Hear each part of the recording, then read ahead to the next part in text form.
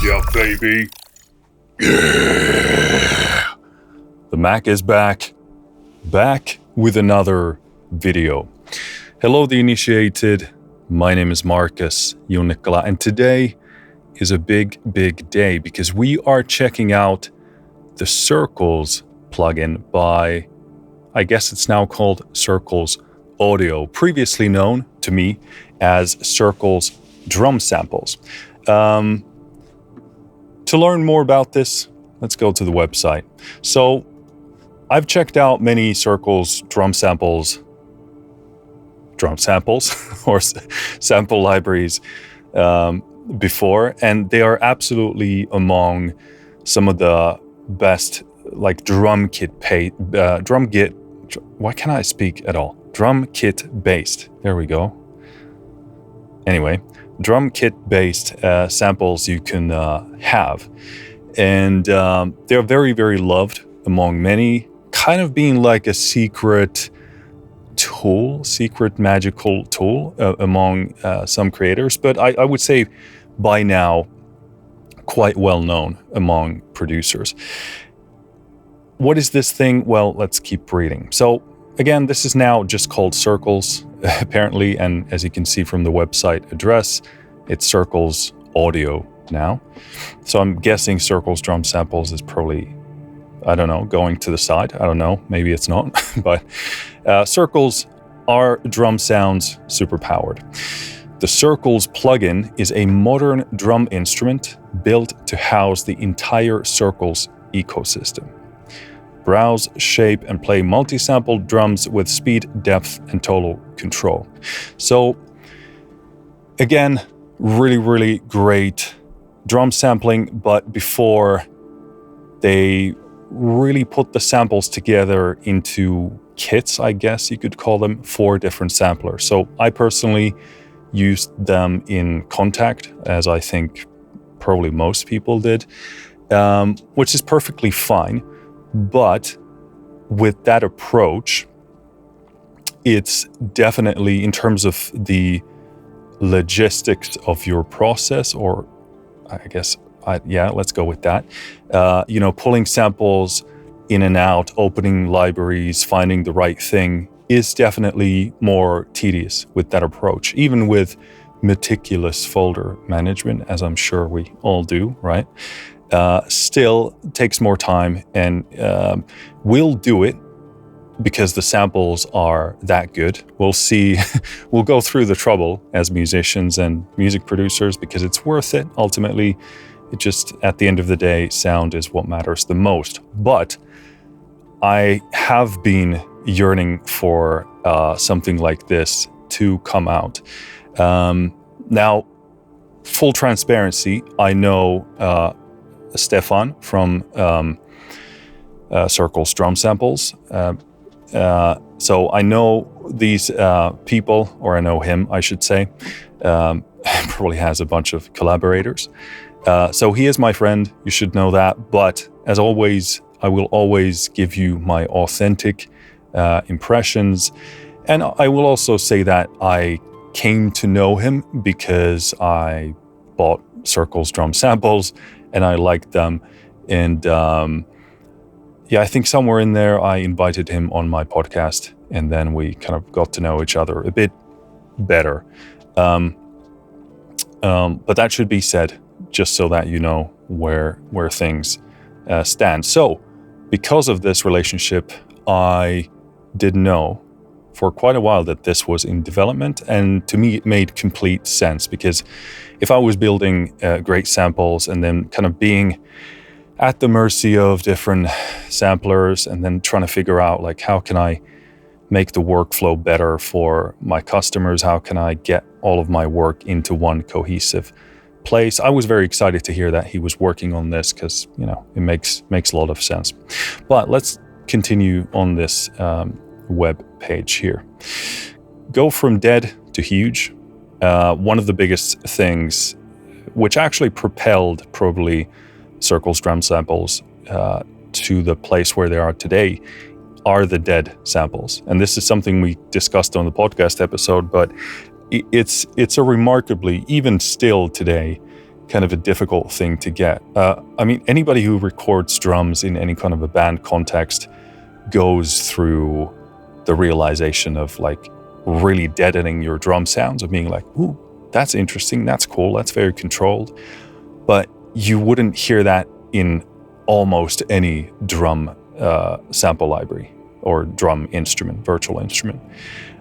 So back then it was definitely like a niche thing when I think the first Dead library came out, but I would say it's still even so. So this kind of Dead thing is very much at the kind of core of their success, I would say.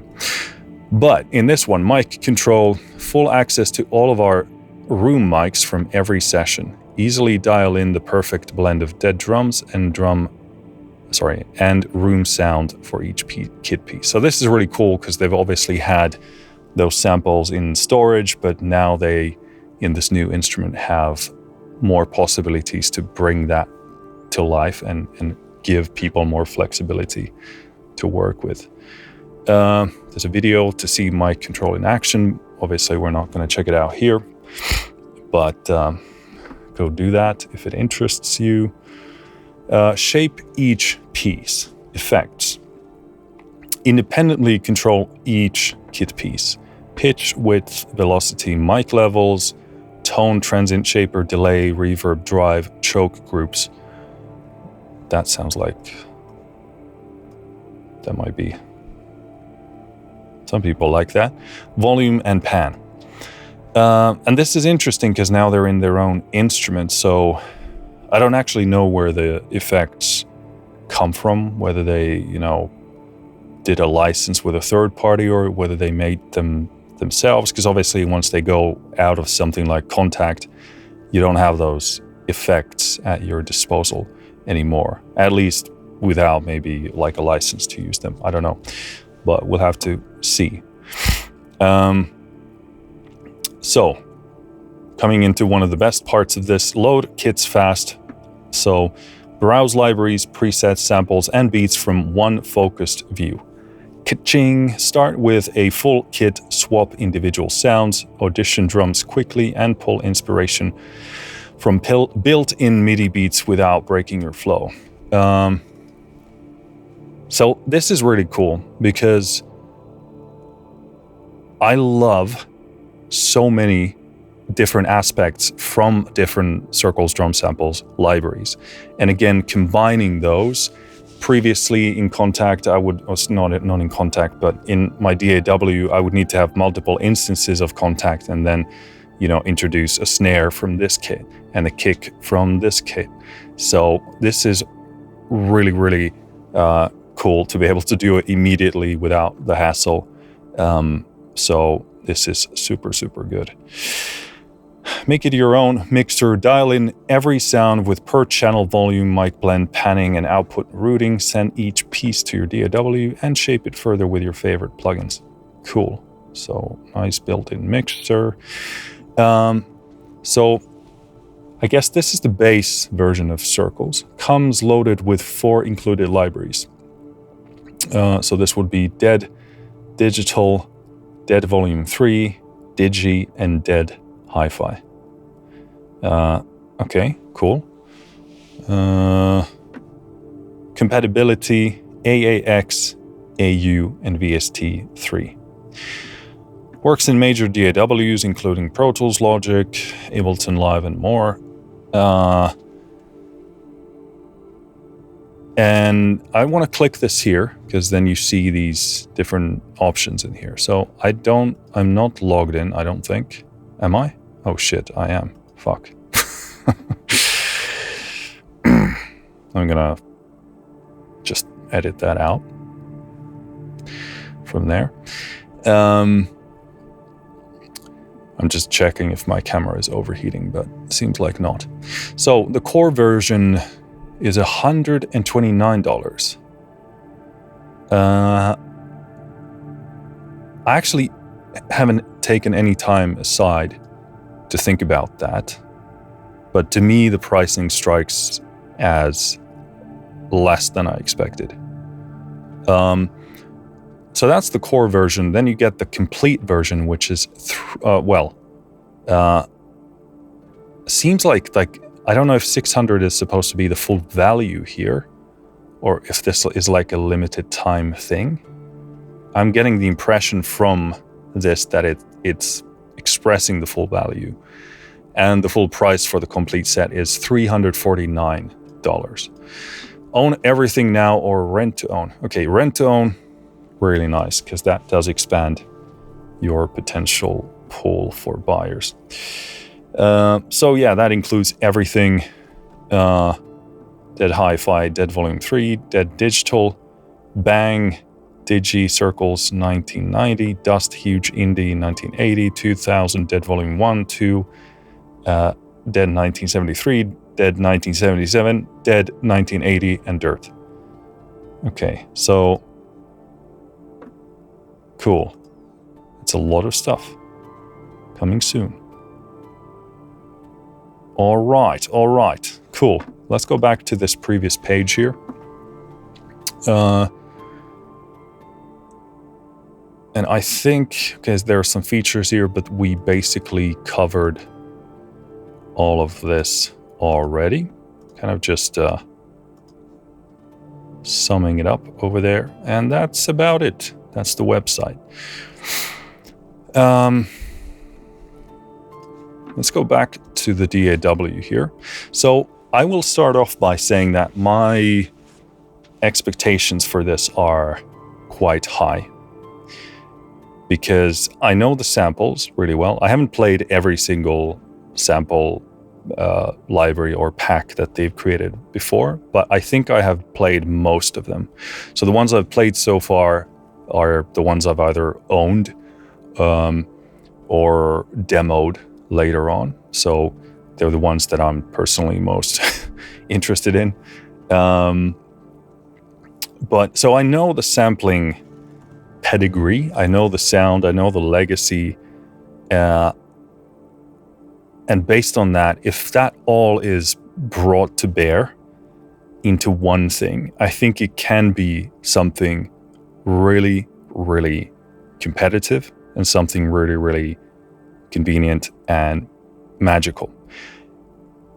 I have played only a few notes of this just to check that we're good to go for this video, but other than that, this is a blind, authentic first impressions reaction to this. Even if Stefan is my buddy, this is what I do, and this is what he also, presumably, Stefan, what he also wants.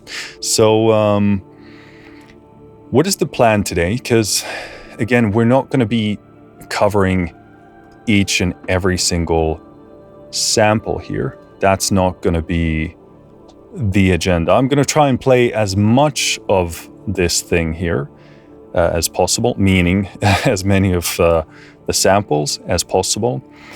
But this video is more like, let's do an overview of this plugin, of this instrument, assess that side of it, and we do so by trying to cover as much sound ground here as well. A lot of the sample packs here are actually ones that I haven't checked out myself at all, so you'll hear my authentic responses to those as well. What's wrong with my speaking today? Jeez.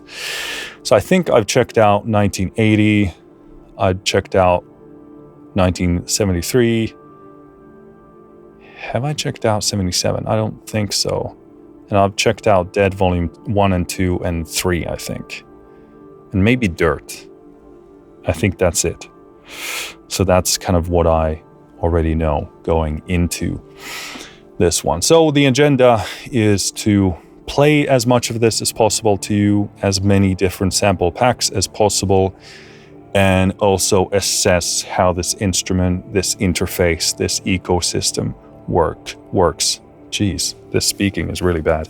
Works, and then give you my thoughts on it. In terms of what you'll be hearing today, it's only the Circles plugin in action. I don't add any effects of my own whatsoever. No EQ, no compression, no reverb, no nothing. I do have a limiter on my master bus just to make the level more consistent for this video. But that being said, it's set to be as transparent as possible. In the case of checking out anything percussive, some of those transient peaks are going to be louder and the limiter is going to catch some of those. That being said, I am monitoring it all throughout this video to make sure that we don't get any excessive, or even in most cases, any audible alteration to the sound. So if I start hearing something weird, I'll pull it back. But in the case of percussive sample libraries, when you're checking them out, unfortunately, if I would to adjust the levels according to some of those transient peaks, the video would be very quiet for you. So that being said, I am juggling it as we go through these sounds, and we'll set it to a level where there is minimal, if any, alteration or significant audible alteration to the sound. What else? Transparency, like I said already, I know Stefan from Circles Audio now is the company name, presumably. So I know him, he's my buddy, but that being said, I will give you my authentic, honest response to this. You get no mercy, Stefan. Nobody gets mercy around here. And also transparency-wise, I am being compensated for my time that it takes to record and produce and edit these videos and all of this content. That being said, all opinions are my own, both in good and bad. I haven't been asked to say anything one way or the other, nor would I ever do that. And again, this is a blind demo. I have played a couple of single notes just to make sure we're good to go for the recording. But other than that, and also me checking out some of these sample libraries previously, this is a blind recording. Is there anything else we need to cover here? I don't think so. So let's simply start by having a look at this interface. Actually, let me start off by taking a sip from my very conservatively sized drinking bottle.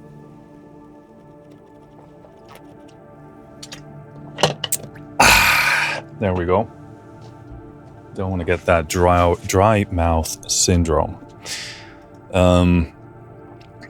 So, interface, first and foremost, this looks super clean, super clear. There's nothing here that mixes up my eyes or my head. In the top left, you have a sample box with pitch and width. Actually, why is width in sample? Let's check that out. Okay, so I have loaded dead volume 1 here because I know, okay. Hey, listen to this.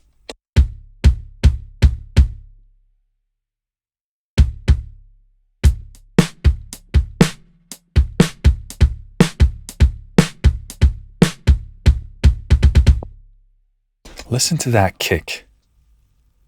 It is so fat.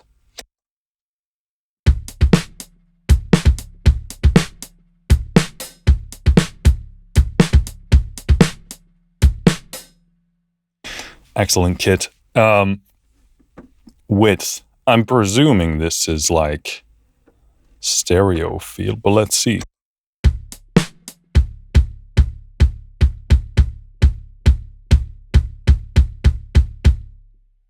It is.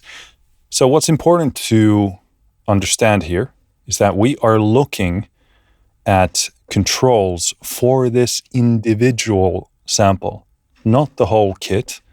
And you can see this if I click on, let's take shaker here, the color changes here. So now, if I'm adjusting the width here, it's actually just controlling the kick. And I will say, usually when you start tweaking width in a lot of instruments, it gets really like brain bending, like weird. But here, even at full crank, the width is very, very natural.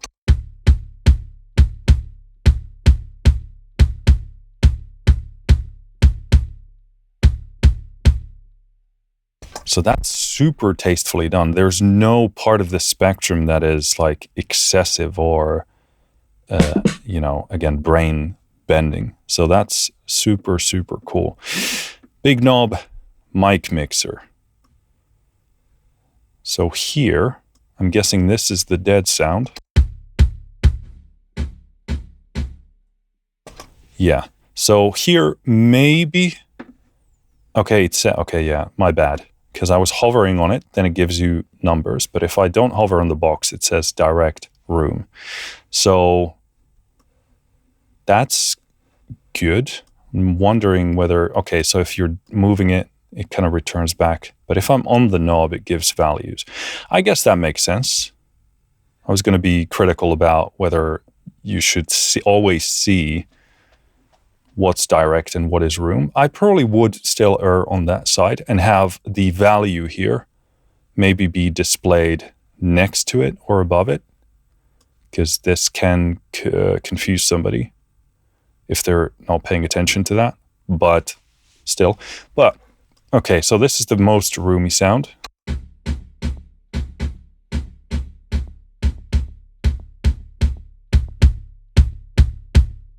I mean, this direct sound is just so stellar. But, if you want to put in some room in there, I don't judge you. But, I mean...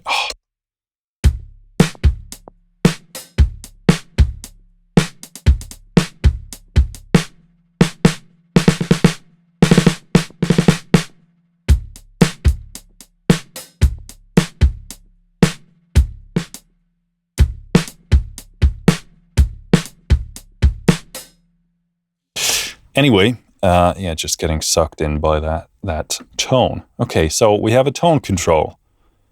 Dark.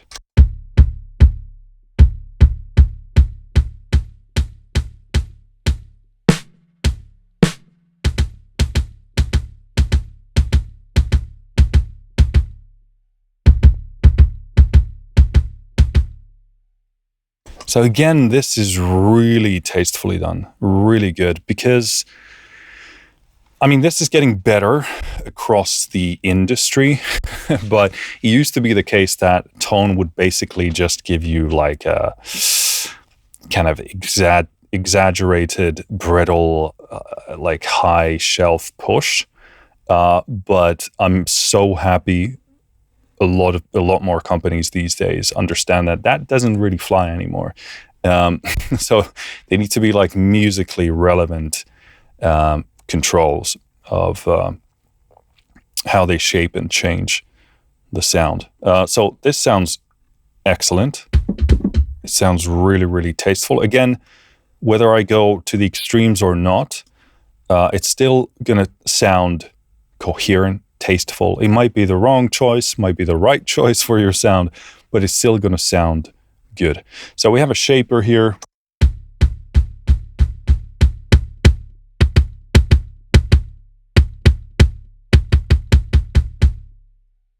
Okay, same thing, super tasteful. I would actually love to know whether these effects or all of these are proprietary. Are they made from like zero, ground up, or are these licensed elements from other companies? I don't actually know that, but these sound really good.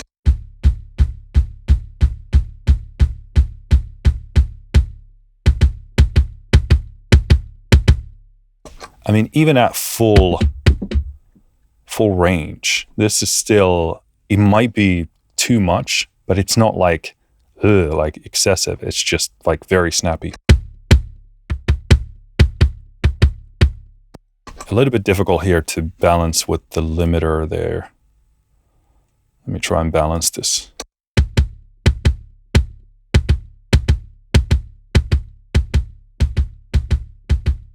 Yeah, that's really nice. Really, really good. The control, The shaper has also a sustain and decay control.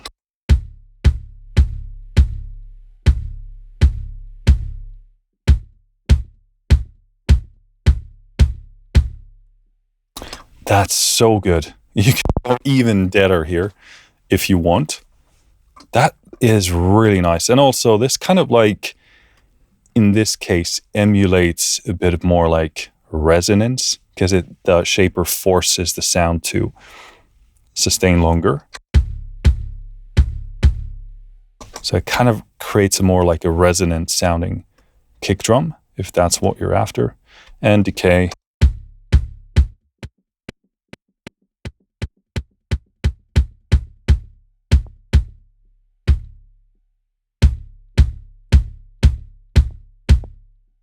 That's actually also really nice, because we're already starting with a dead, I would say, pretty like, not necessarily a snappy kick, but it's already pretty like tightly shaped. But you can take it even further with this. So let me do some kind of a combo here. Yeah, that adds a bit of snap.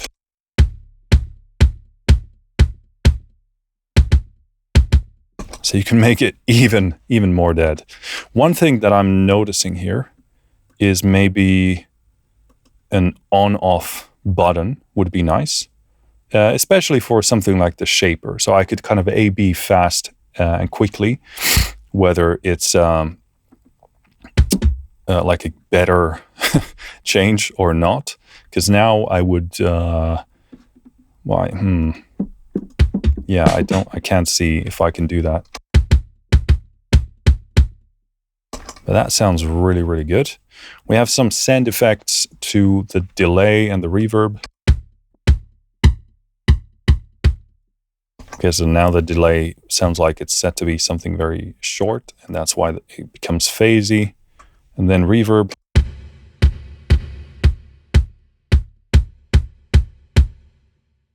Not something I would use if I'm going for a dead sounding kit, but you know, they are there. Drive.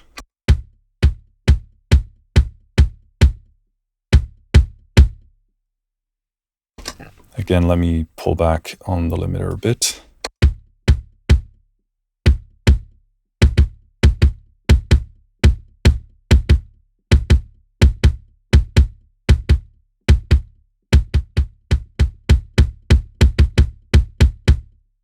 Yeah, very, very subtle here. Okay, I was going to say that I probably want to have different modes for this. And it seems like we get soft clipping, which that did sound a lot like that. We have tape.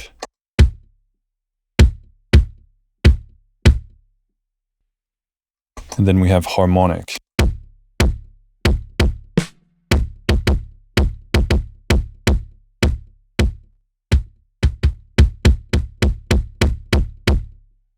This is actually very interesting because these kind of approaches allow you to take those acoustic samples and then turn them into something more electronic.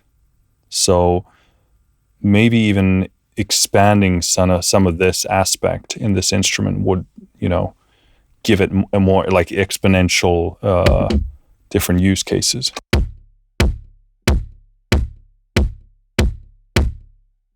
That sounds really good. Like, these are very tastefully done. They're not overblown. I mean, even at these extreme settings, literally at 100, it's very, very, very nice. Cool. Then we have the choke group here. Output controls. We can presumably flip the phase. Mute, solo, pan, volume.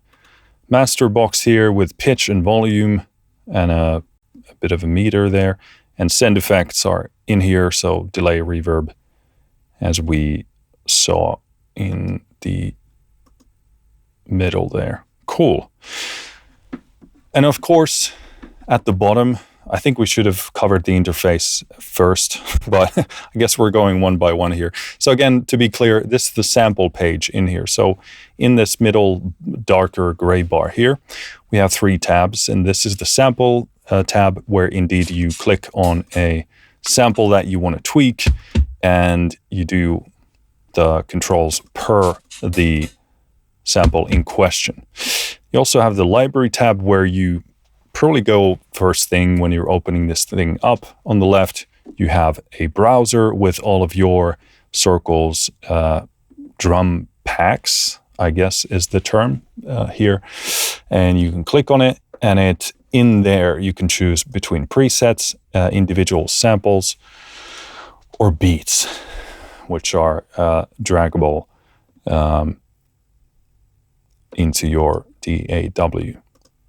Let me actually check one thing. So I go into beats, drag that thingy-majingy. Oh yeah, here we go. So, oh, this is so nice that you can actually control the preview, because a lot of libraries don't let you do that. The preview just continues even if you're not interested. So drag MIDI to DAW. Yep, confirming it works well. You don't see it here, but yep, works perfectly. That's amazing to have this at a MIDI level, because that obviously means you can go in there and tweak the loop instead of being at the mercy of just the audio. So highest praise to that, because it makes a library just so much more flexible. You don't have to just chop audio or just be at the mercy of the audio itself. So very, very high praise to that feature. Yeah, so in samples tab, you get multi-sample / one shot, and it's always listed whether it's a multi-sample or a one shot. I'm probably going to be more like a preset user in here. Although I will say, like in the beats, so to say here, the loops, they can be very inspirational. So I tend to go into playing my own parts because I'm a drummer and a composer, and that's what I sort of default into. That being said, you shouldn't be kind of arrogant against beats or loops either, because they can be great sources of inspiration. They can be doing things that you yourself don't know how to do, or didn't realize how to do, or just didn't think of. So they are very, very much something you should look into, even as a very seasoned drummer or composer or whatever producer you are. So just a side note. But indeed here you go through your libraries and pick what you need. At the top it says what you have loaded in right now.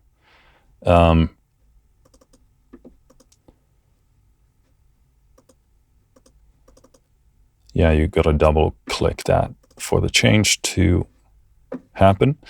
Cool. And then lastly, you have a mixer page. This looks super sleek.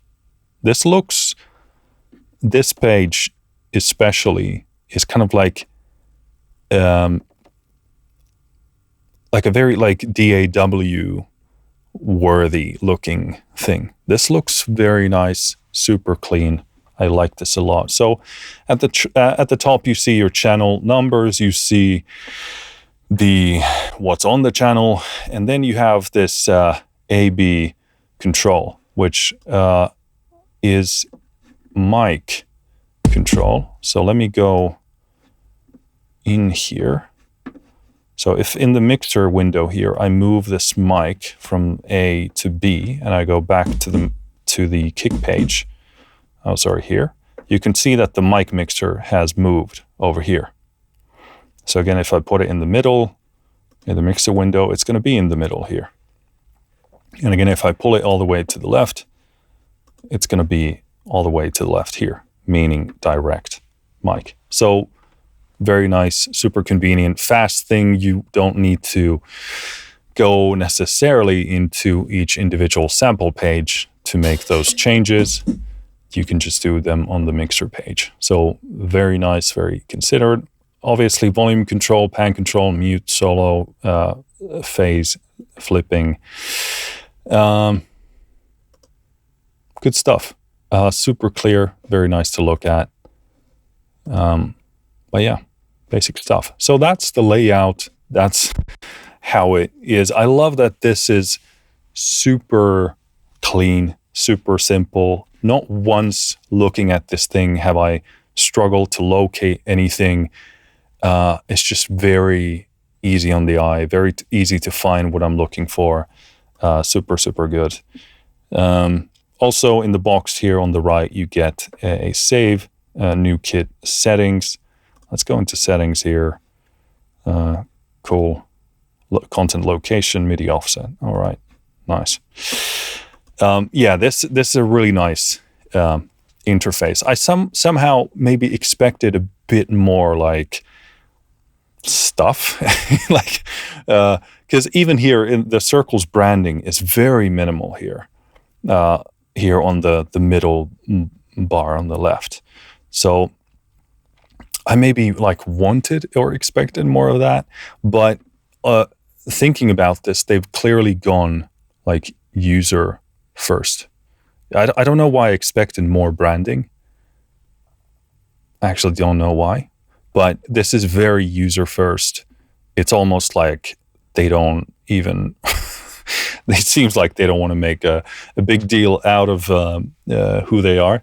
But I don't know if it's like excessive understatement, but perhaps not. Because at the end of the day, it's always about, can you make the best product possible? And if this is about the user, which it should be, making music, then this is probably the right call to make. But yeah, 10 out of 10 for the interface here. This is just really, really nice to work with. Cool. I think next up, we're just going to start playing some of these kits. Probably I'm going to start with the dead ones because those are the ones I know. So it will be interesting and fun to see how they come to life or work in this new context with this new interface. And from there, we'll kind of spread out into these other libraries that I haven't checked out. So I'm going to go on a quick break, get a bit of a snack, and then we'll be right back and start playing. Okay, let's get playing. So we're going to start with the dead lineup here. I have volume 1 loaded up, and the Billy Smack kit is what we've been using so far, but let me play a bit more of this.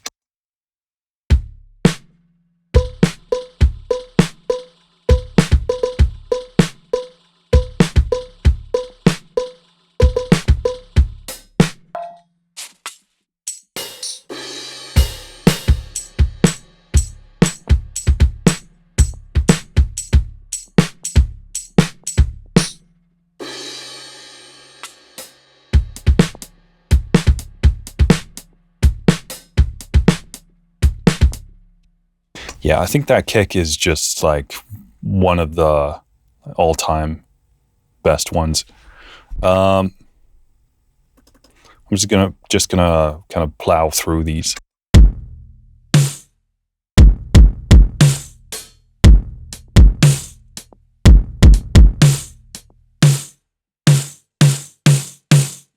One of the things I do like here is that we get 2 slots for things like snares. So then I can do faster paced things.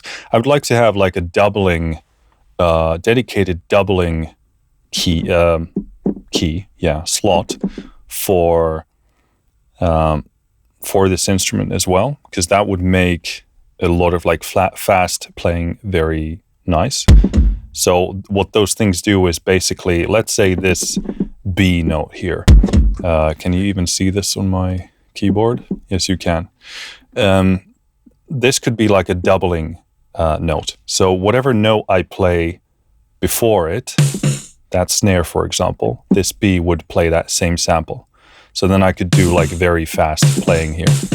Obviously, I can do it here because two of the snares are mapped to these D and E keys.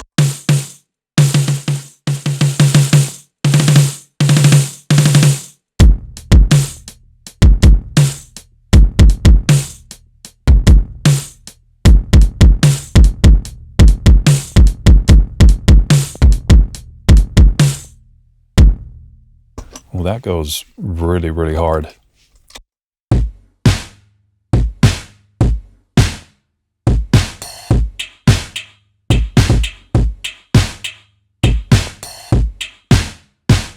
That snare has no business being that. It's huge.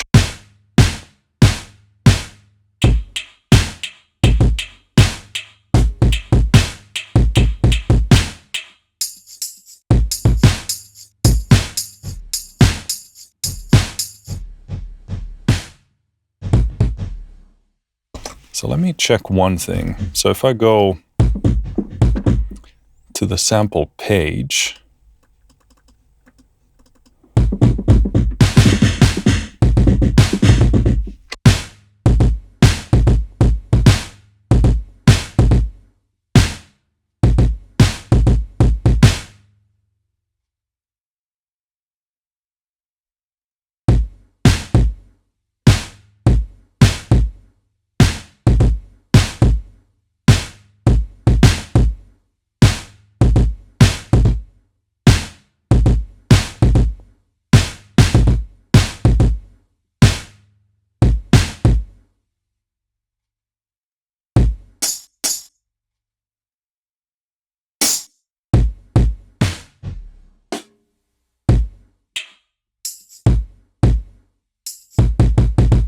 yeah, okay, cool. So I was wondering how you can actually move those samples around, because you can, by pressing these three dots, you can copy, and then by going to another one, you can paste.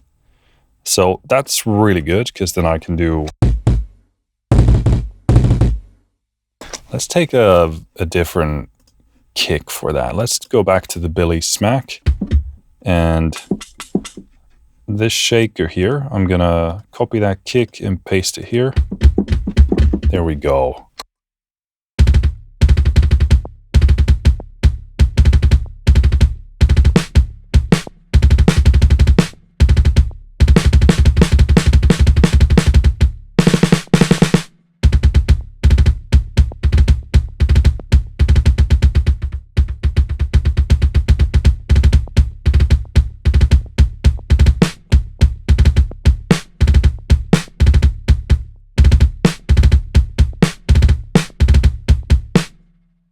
Yeah, that's really, really nice.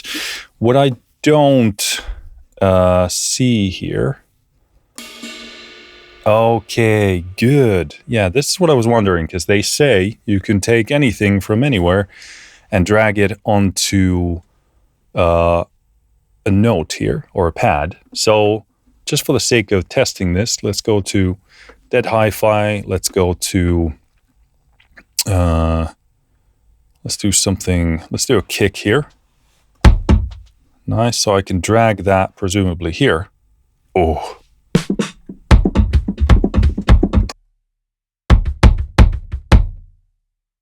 That's very loud, so let's pull down the level a bit.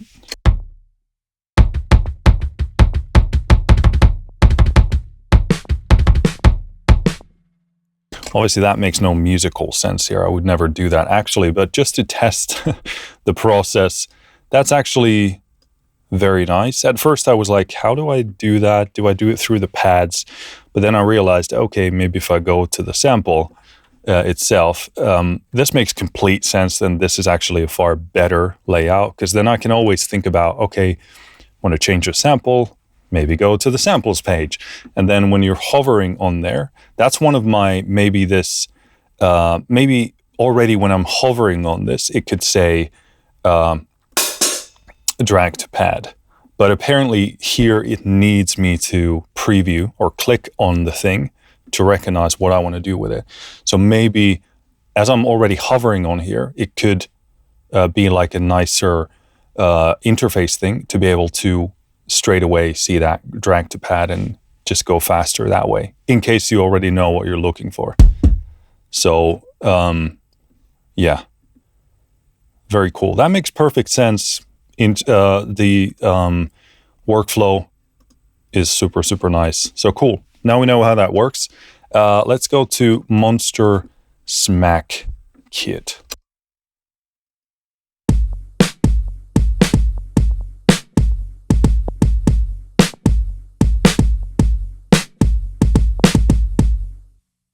I'm going to lower the level a bit for this because this is a bit louder.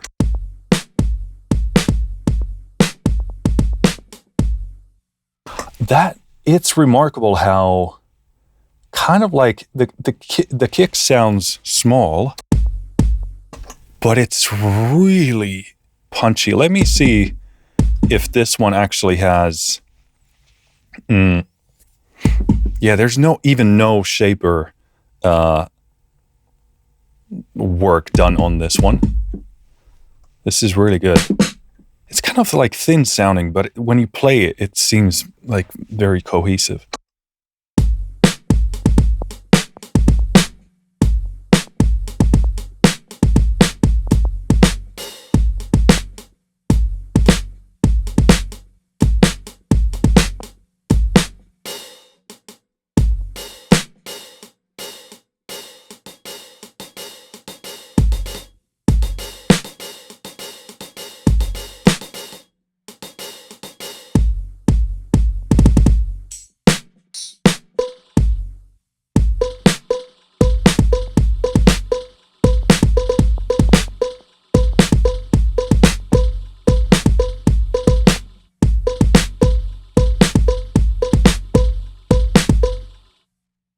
Yeah, very cool.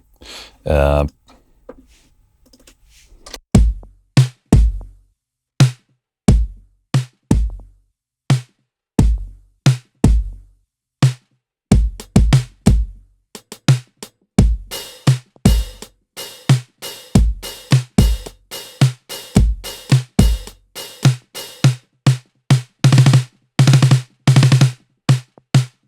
love that snare.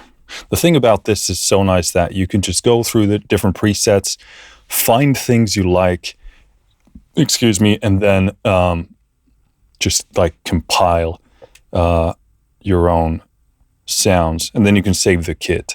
I'm thinking maybe I would also love a favoriting tool here. Let me see if does it. No, I don't think there is a favoriting tool. So this would be nice because then I could go into either a preset and favorite that one, and then it would categorize it as a favorited preset. And then you would also have favorited samples as well. So you could just go through here. For example, this hi-hat. I like that a lot. So I could favorite that, and then I would have a favorites folder where I could go and like compile my perfect, circles universe of sounds, and work from that perspective.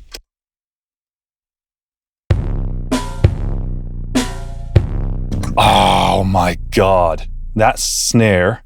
I actually remember the snare from back years ago when I did the demo. Oh my God.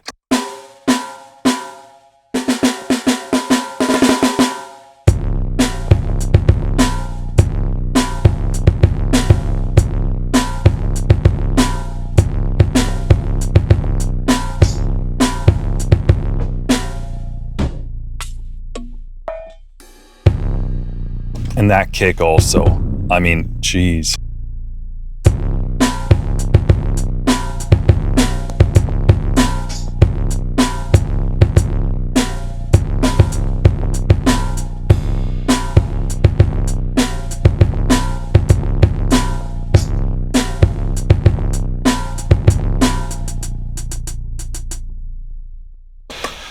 I mean, it brings back memories. You know, I actually remember the first time when I heard that, but this is just stupid good.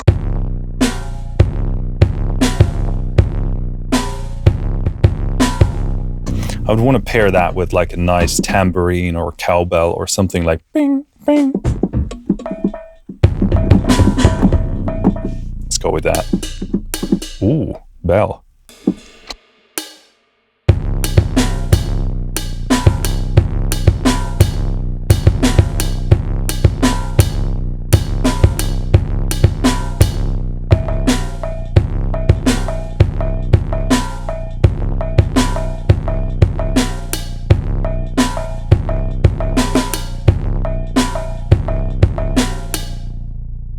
Yeah, that's really good. Yeah, again, here I would be like, ooh, I want to favorite that. You know what would be even maybe better? If you could favorite the sample straight from the pads here. I don't know if that would clutter up the interface. I wouldn't want to do that, obviously. But because you might be going through these different presets. And for example, here, I would love maybe like these 3 sounds, for example. Not to say I don't like the other ones, but you get my point. I could favorite those straight from these pads here. I see, okay, snare, I love that, favorite.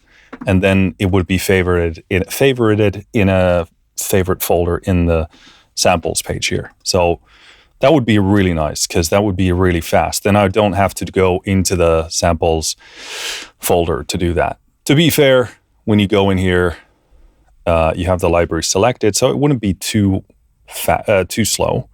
But I think I would love that kind of a feature. Maybe. I don't know. Let me know if that makes any sense. I'm going to check if my camera is overheating, but apparently not. Cool. Oh, that was so good.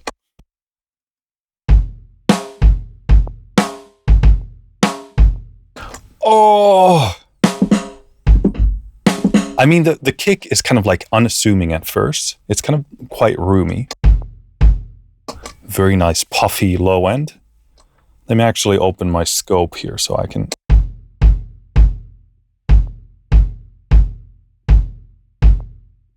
Yeah, classic like fundamental there at 50 hertz, and then you have this pillowy body around 100, 120. That's super nice. But then how the snare complements the kick here is stupid.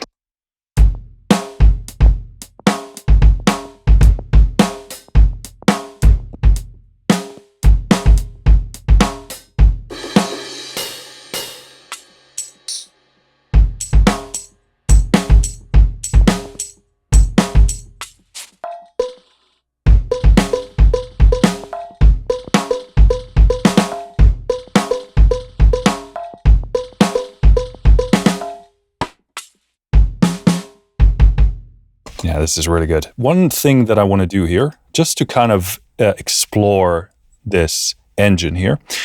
The kick, I love it. Quite like a roomy tone here.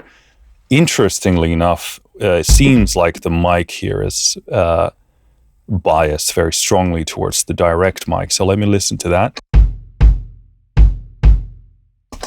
Cool. And then I want to see, okay, we shouldn't have anything going on in the reverb. So, ooh, okay. So the shaper has been slightly activated here for this. Let me go for the roomy sound.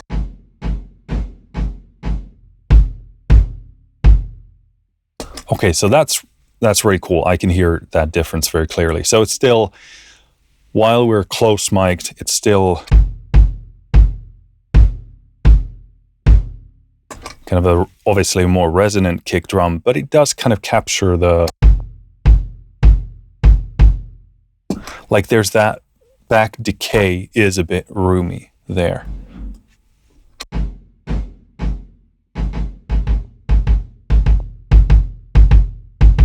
Yeah, it's kind of when you get to the close mic, it kind of boosts the low end a lot more. So it makes the sound maybe a bit more resonant than what I would expect from a close mic. But it does make sense. I would probably push that back a bit.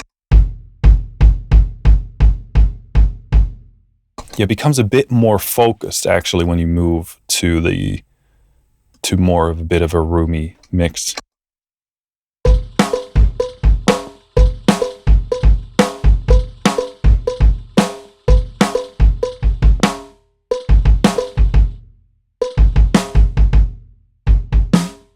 I'm gonna warm up my fingers here.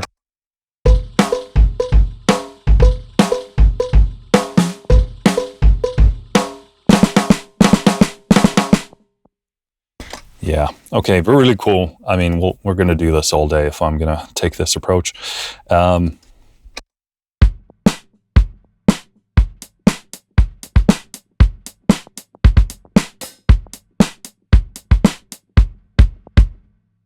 Yeah. Super nice. Cool. Let's go to Dead Volume 2. Again, what I like here is you're not overburdened. You're not like saturated by like tens and tens of kits. I would personally much rather have a smaller, very curated, but flexible set of presets rather than like just saturated, like minuscule changes that are kind of like very difficult to track in your mind. So I actually do enjoy here that the amount of presets isn't overwhelming. Like these are pretty like concise, curated selections of things. Cool. Dead Volume 2, I do remember I really enjoyed this a lot. Some of these names look pretty familiar, but I don't exactly remember all the specifics. So let's start playing.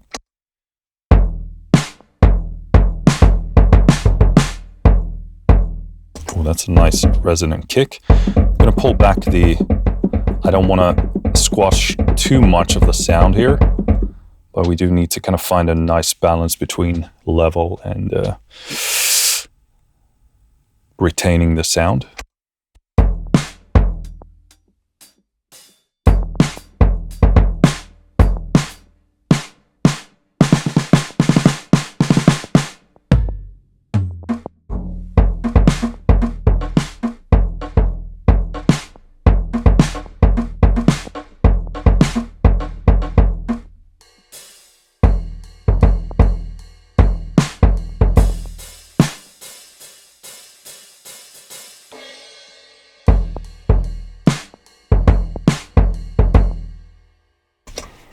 Cool.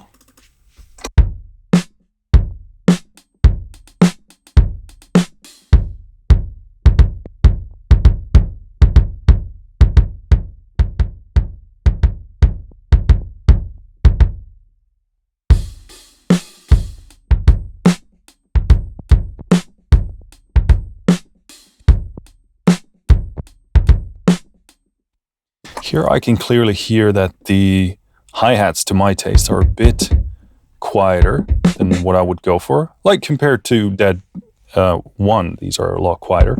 Obviously, that is a subjective call as well.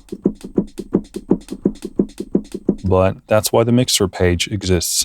I love the mixer page here. Again, it's like super clean, simple, minimal, clear. A lot of drum sample libraries have like a very condensed, super tight, very small knobs kind of a thing going on.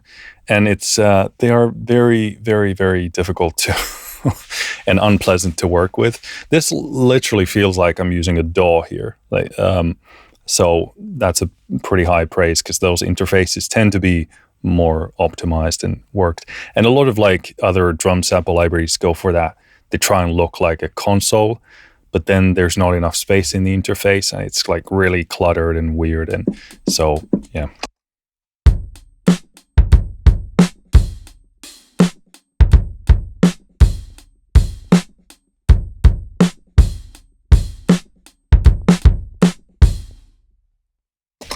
Super nice. Very nice.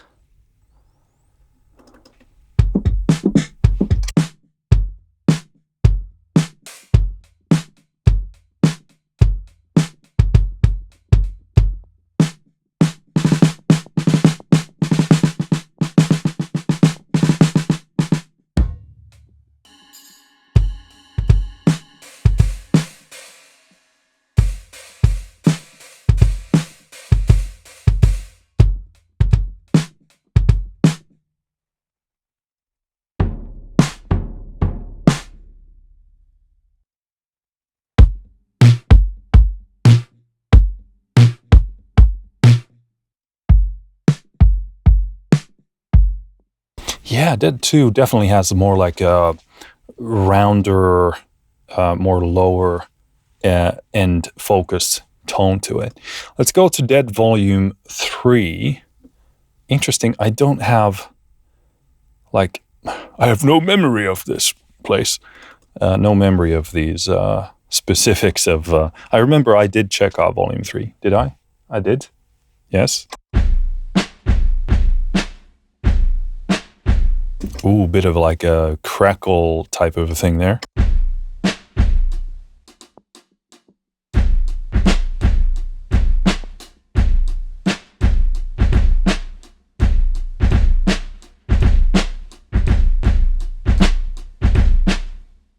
Very interesting. I want to see how much of this... Yeah, so most of this work here. We have some... Okay, I kind of like this, that they have... They haven't just dumped all of the samples in here and have all of these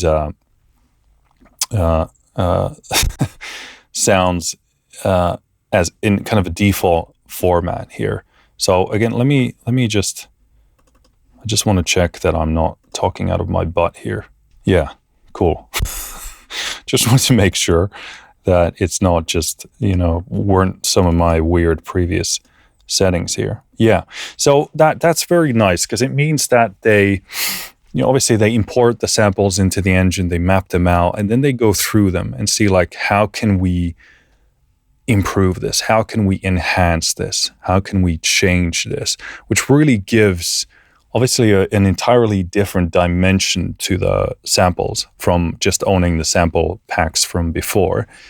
So I love that they went through the work of importing them in here and curating the sounds and doing slight improvements. I mean, even here, they've slightly shifted downwards the pitch of this kick here. A bit of change in the mics here. Obviously, they would need to sort out the balance anyway, but a bit of transient shaping going on here. So I really appreciate the extra effort, and it does obviously make this far more, effective and better sounding.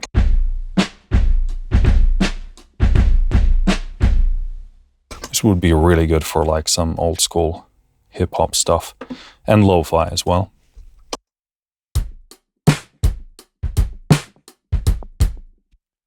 Oh, that sounds good. Okay, so I've checked out some of the sample packs, but I really haven't checked out the specific interpretations of these sample packs because I haven't had this engine before. This sounds so good.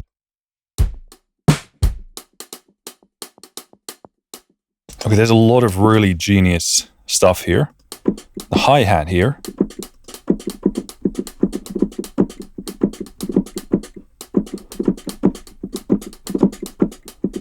Okay, interesting. So they've done most of the interesting processing here clearly in the sampling phase.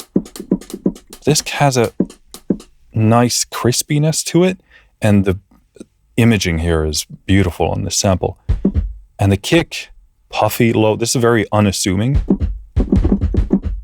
And on its own, I wouldn't think much about that kind of roomy tone.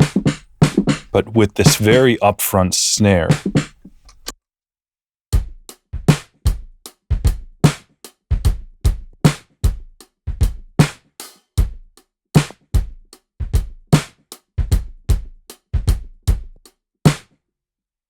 like the pairing of the puffy low end, it has a bit of like crispy top there, bit of like that distortion, puffy, pillowy, and then having this very fresh, dry snare. Super good pairing.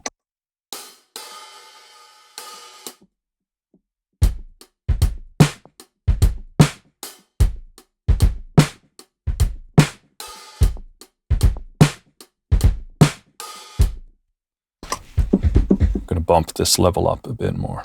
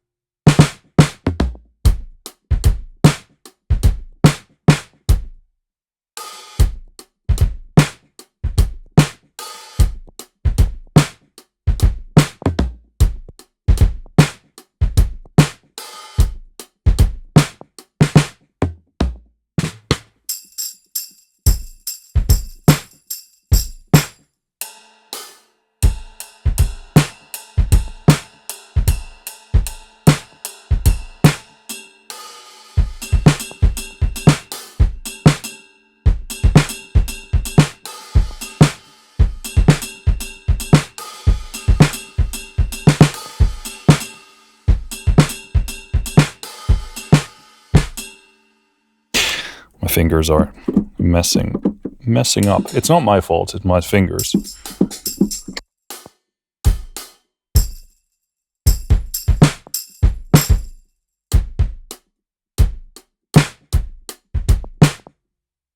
Yeah, that's a great kit.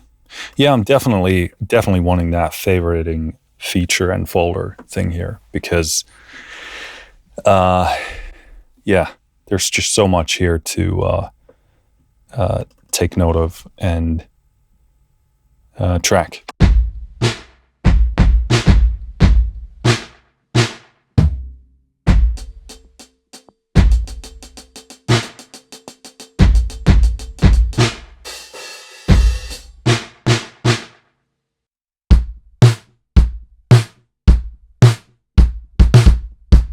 How thick is that?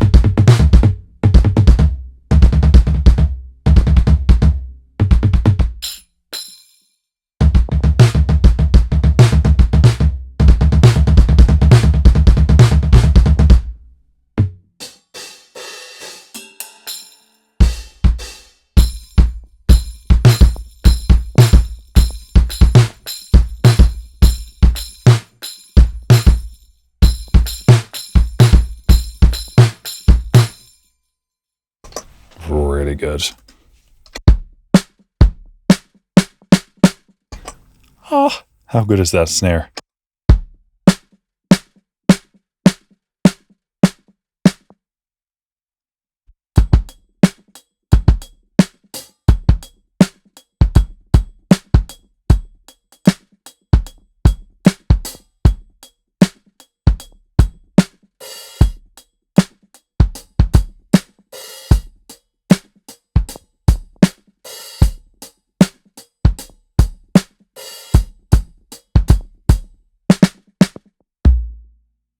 Everything here is so tastefully balanced. I love this hi-hat. Almost like very like bell centered on that high. Very nice. The kick is very snappy. That snare is out of this world.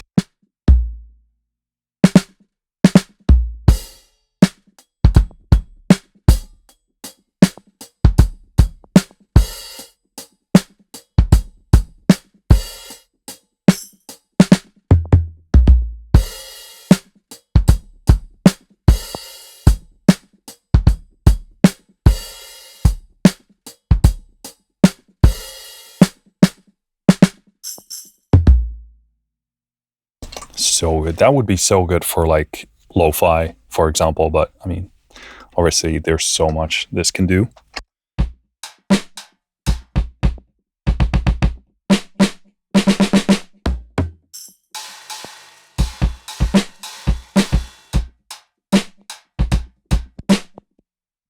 Very nice. Cool. So that was Dead Volume 1, 2, and 3. I think let's pair this with, let's go to Dead 77.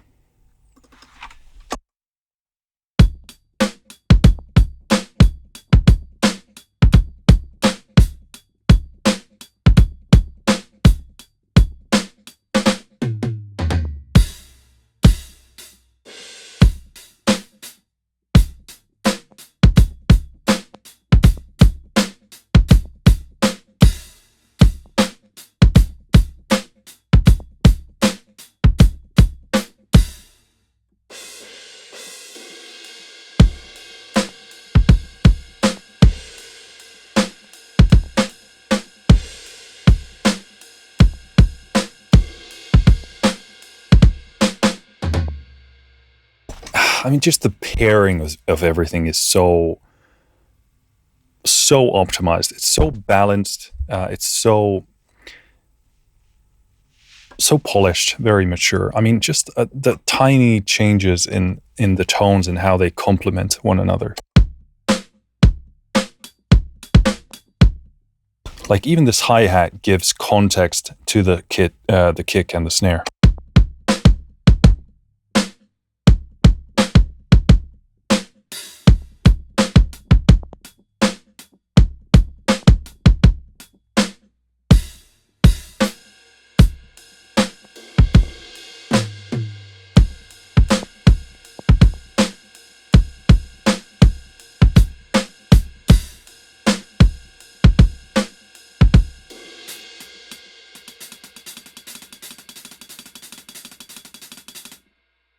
Really loving the hi-hats here.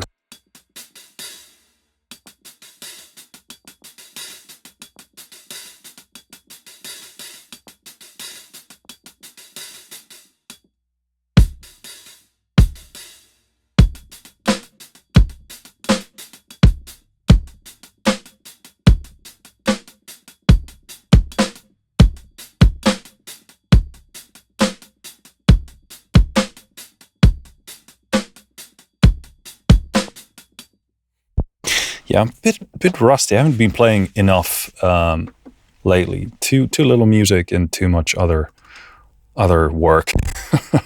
But I mean, just I love it when a drum sample library gives you a lot of different hi-hat tones there. I mean, again, having this spectrum.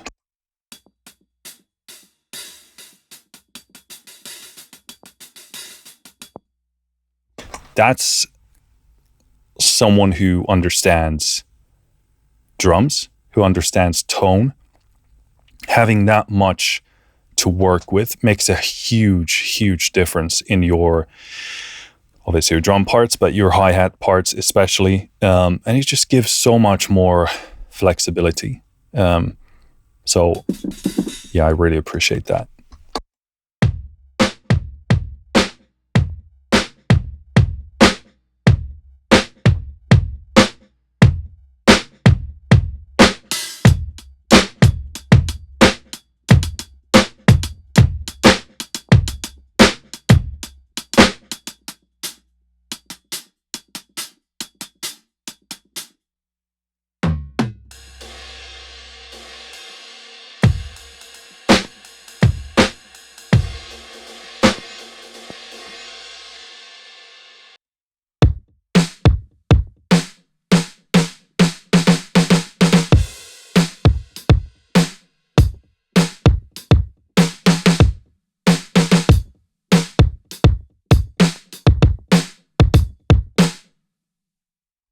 Ooh, I really love that snare.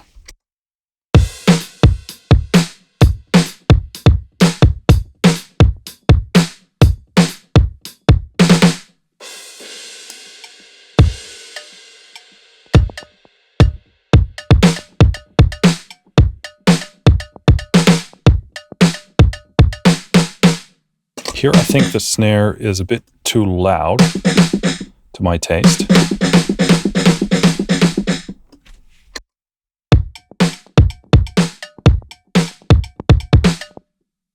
It's really nice how it kind of becomes very, maybe not that quiet, maybe a bit more, but it just changes its role entirely in the context of these other sounds.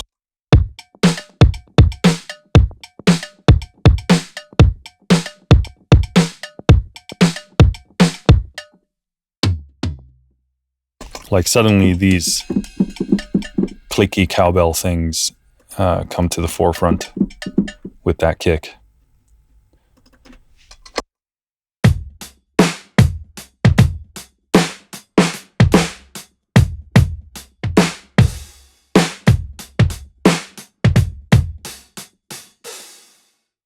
Cool. Let's do Dead 1973.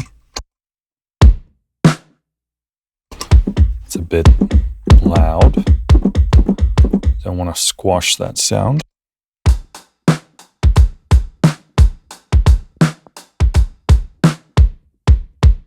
Like for example, this kick is really good. I would love to just favorite that immediately, then build my super folder of the best circles drum sounds for me.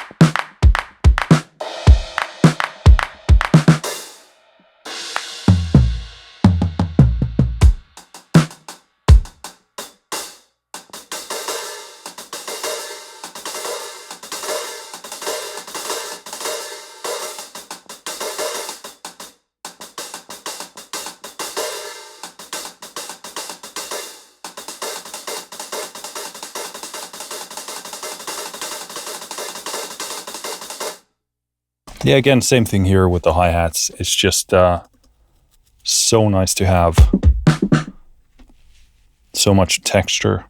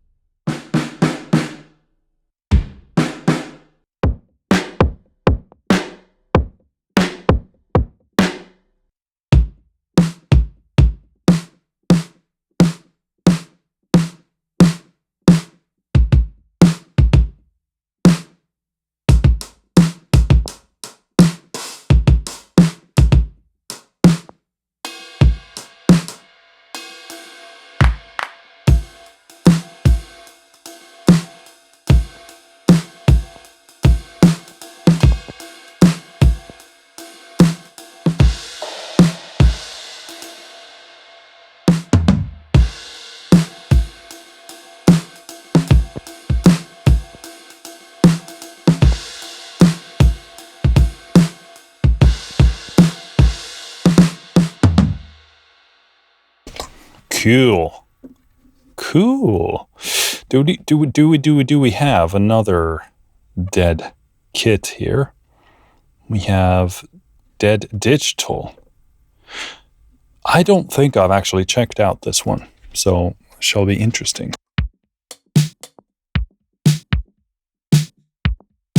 Oh, that instantly nails that sound. You know, that kind of 80s thing.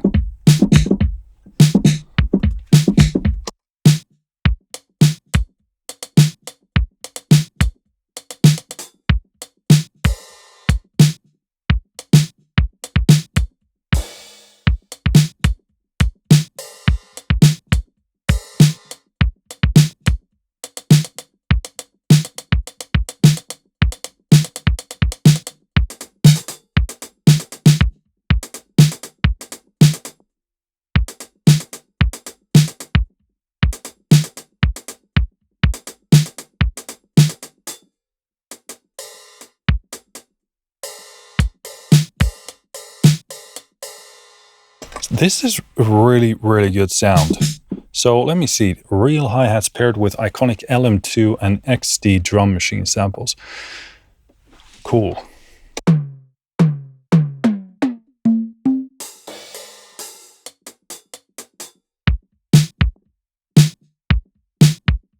Yeah, that's an instant vibe. Wow. Okay. Let's check out the snare. Okay, so that, yeah, here we have some width control here. But it's so nice that none of it is like weird, excessive, brain-bending widening.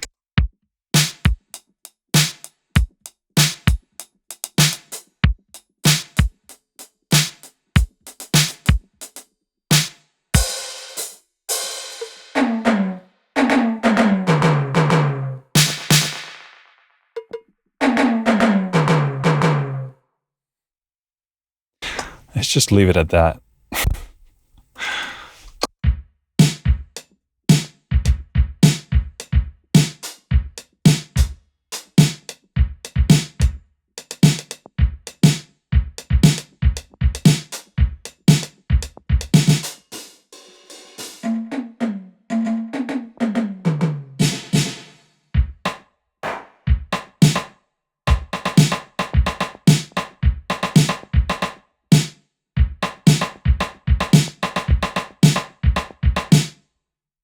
These work really, really well. I actually like the natural hi-hat with the stuff works actually really, really nicely.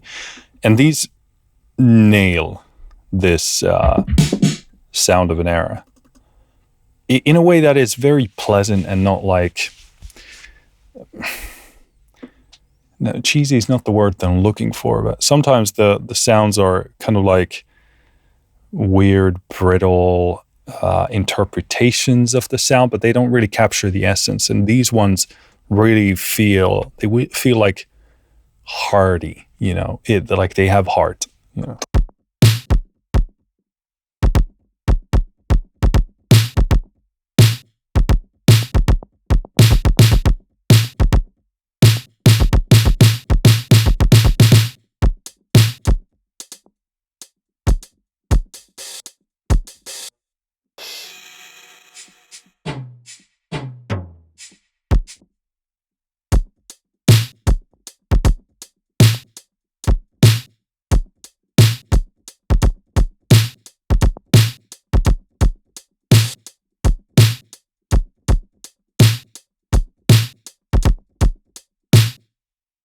But I also love that this is a dead library as well. It's not like overly echoey or, you know, huge 80s reverbs. So clean, tight, crisp.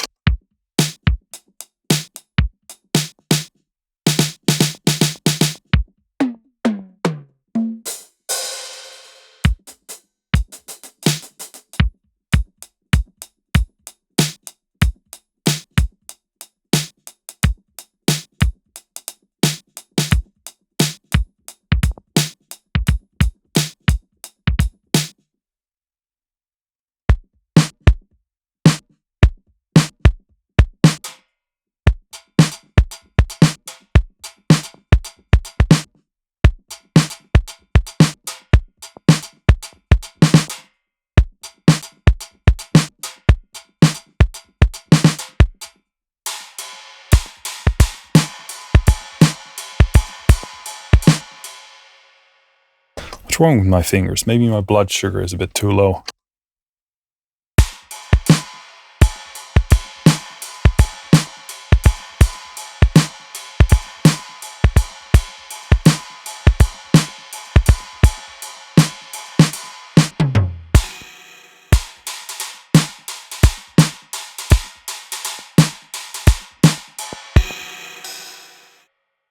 Very cool. I actually like this pack a lot.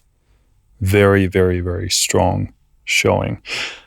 Dead Hi-Fi, also a new thing for me. So let's check that out. I'm going to go grab a snack. I can get my blood sugar levels a bit higher, or balanced rather. And hopefully my playing will also improve as a result of that. So we'll be right back. All right, Dead Hi-Fi. Ultra high fidelity dead drums captured with pristine detail and modern depth.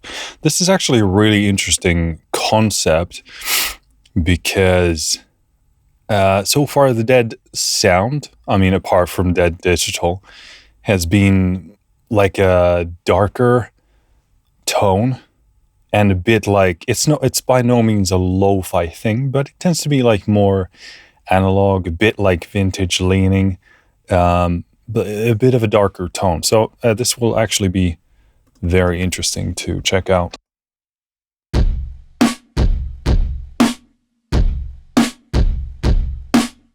Okay, I did not expect that because, I mean, hi-fi, I was thinking something more like pristine, but I mean, it does say cooked and pitched.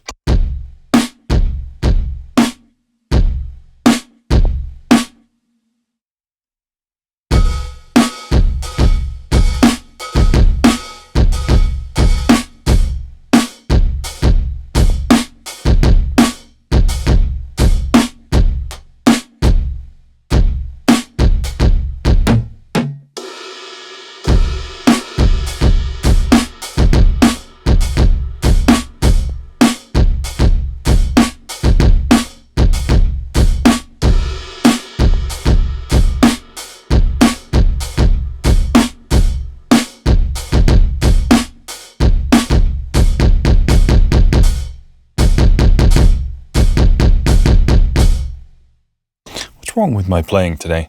Yeah, it does. I mean, obviously this is kind of like crunched quite a bit. Let me actually check the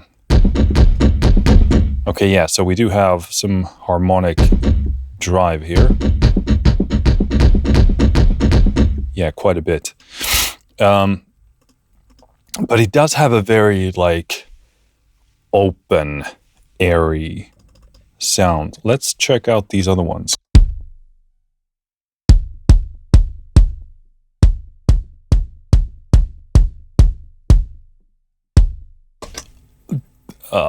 What?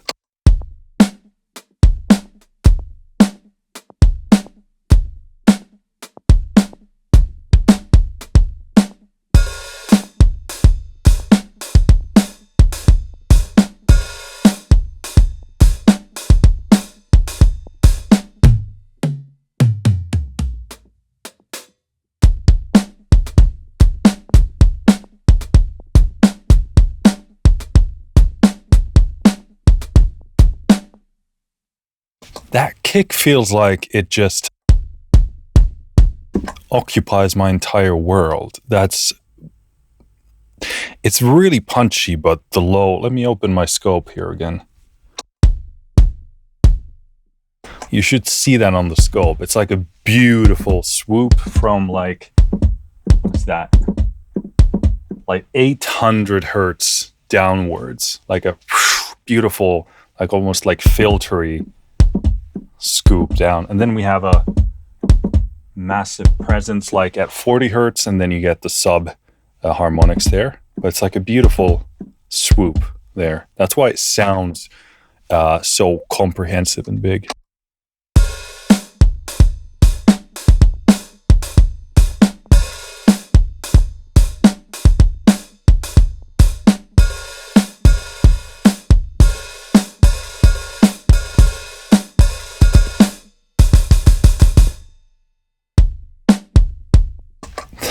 That's so good. Modern Balls kit. That's what I have. I mean, the same thing again. Colossal kick, but this time we have more resonance. You can hear a bit of more of the kick. Yeah.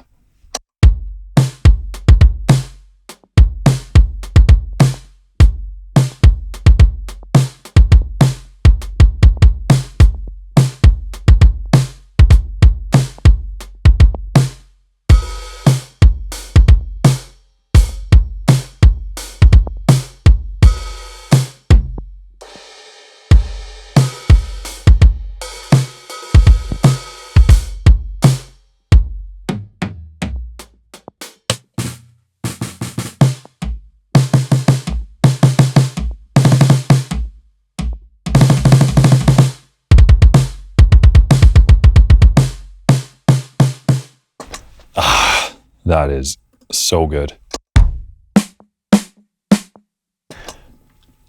How snappy, punchy that snare is.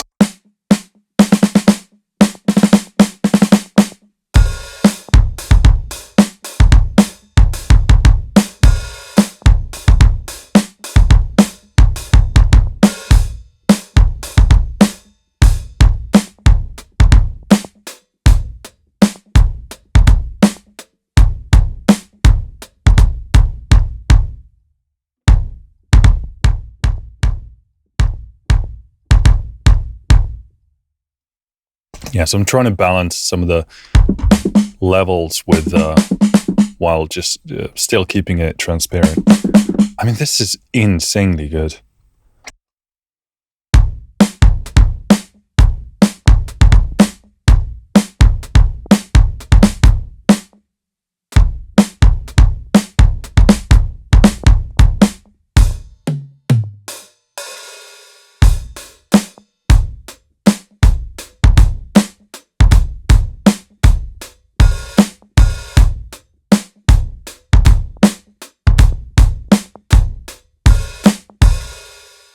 What I like about this hi-fi thing is that it is indeed like very high fidelity, airy, open, pristine, but it's the surface experience of it. Like here again, we can have a bit of grit, a bit of character to the sound, but they're like very, what's the word that I'm looking for here? Yeah, I guess pristine is the thing. It's like how the top end of it is just beautifully open and breathing. This is probably one of my favorite sample sets.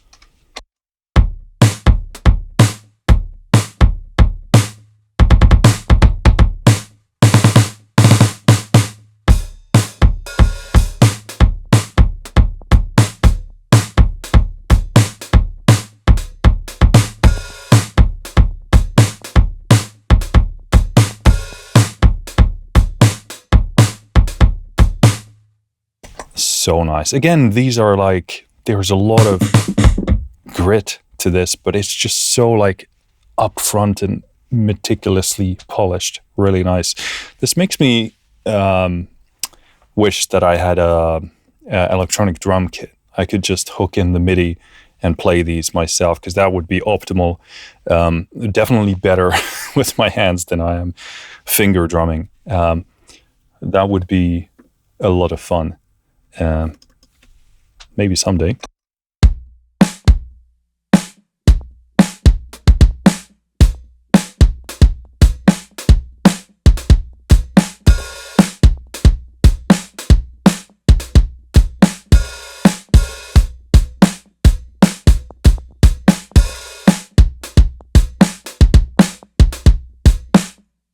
Yeah, again, like it's just so snappy, full, juicy.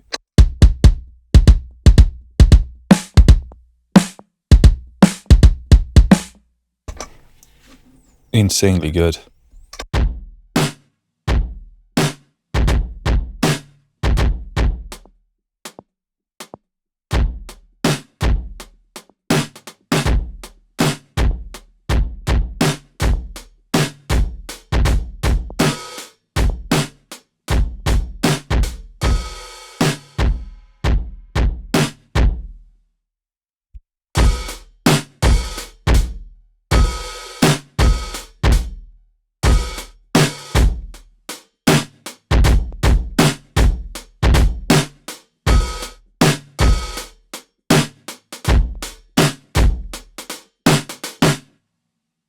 Super nice. Okay, Dead Hi-Fi, amazing. One of my favorite packs overall, which says a lot. Let's try to do a bit more. Again, there's a lot of stuff here. And by the way, I do, as you probably saw in the beginning, what was included in the core pack versus what I have here, which is the complete pack. So this is the complete set here. Let's do a few from 1980. I think, I've done a demo on this. That snare.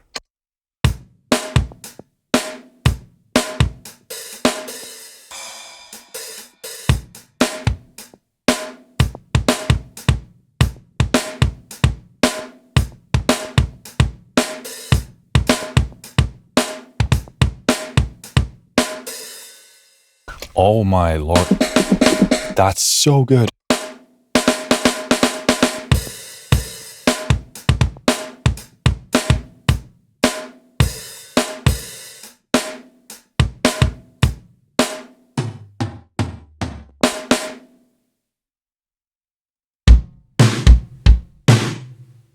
Huge kick.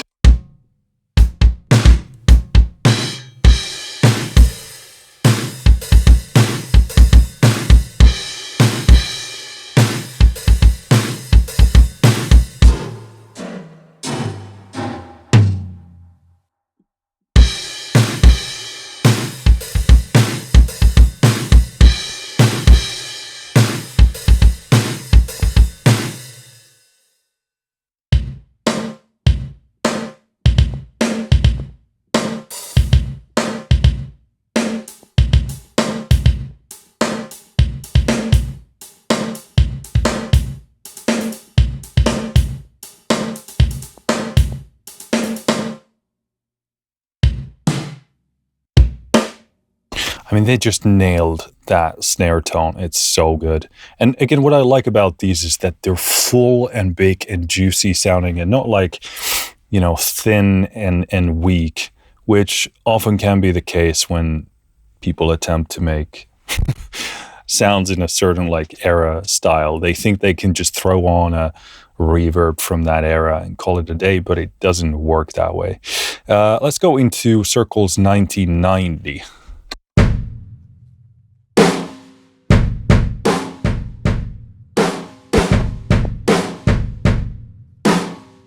It's actually very interesting. I'm sort of sometimes afraid that the sounds are going to be too kind of locked in, that they're going to be too, I don't know, like cheesy and too much of that era.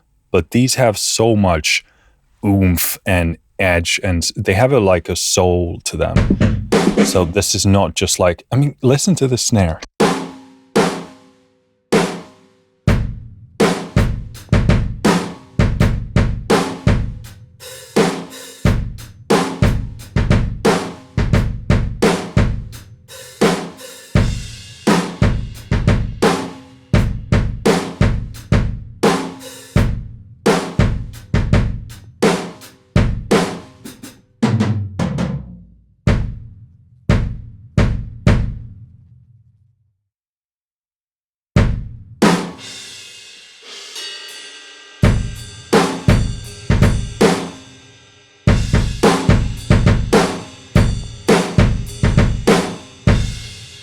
That's a big, roomy sound, but it sounds thick and big. And that's not easy to do.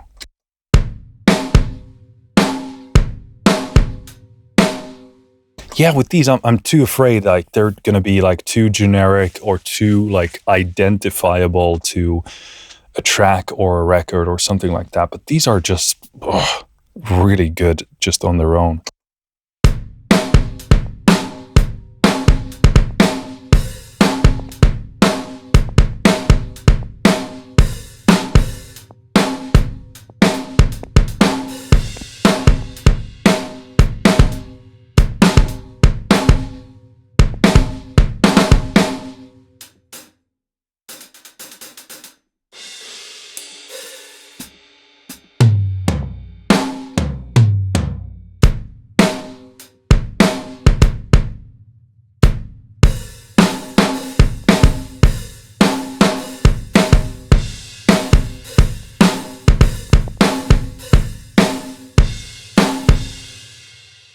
That crash is incredible because it's kind of quiet, but it's actually perfect. It sits there in the back. These are really, really impressive.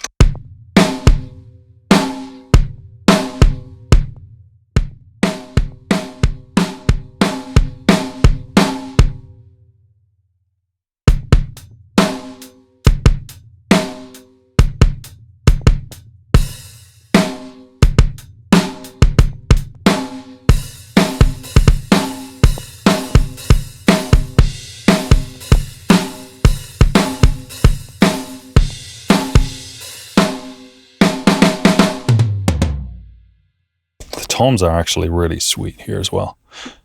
Super, super impressed by that. Going into Circles 2000. So this should be interesting because probably not a lot of drum kits modeling this era.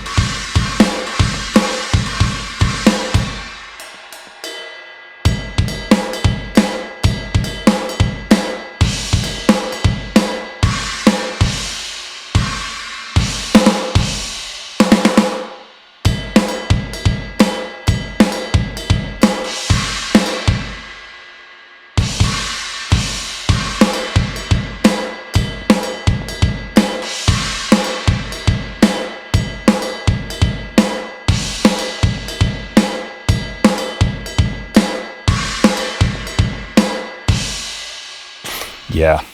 I mean, that sounds so big. Like at first I was like, ooh, that's roomy, but you play and it's still like big and juicy. And what I love about these is that I'm not really, I mean, obviously with the 80s kit, I am thinking about the snare, for example, which is like a lot more, um, identifiable. But even that doesn't really make me think, oh, that's only good for the 80s kind of a thing. And I think I said this in the demo previously when I did that, because I was like, I could use this for a bunch of things. And I'm thinking the same thing for all of these, even though they're highly stylized, they're still great drum sounds that you could use for a number of things.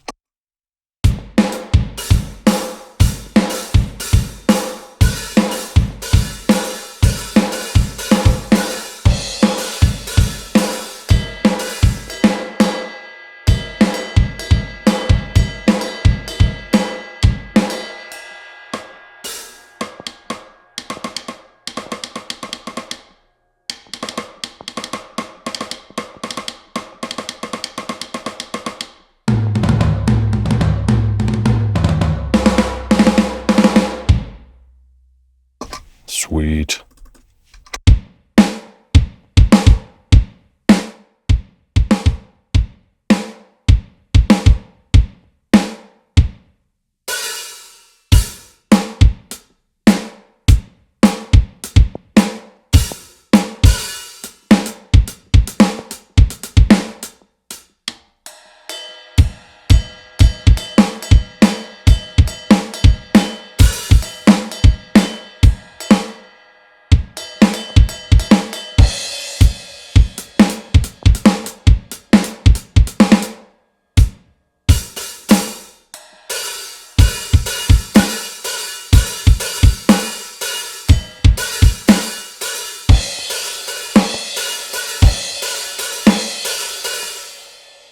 Yeah, very good. Bang! A focused pop toolkit, 2 kicks, 5 snares, and a big open room sound that cuts through any mix.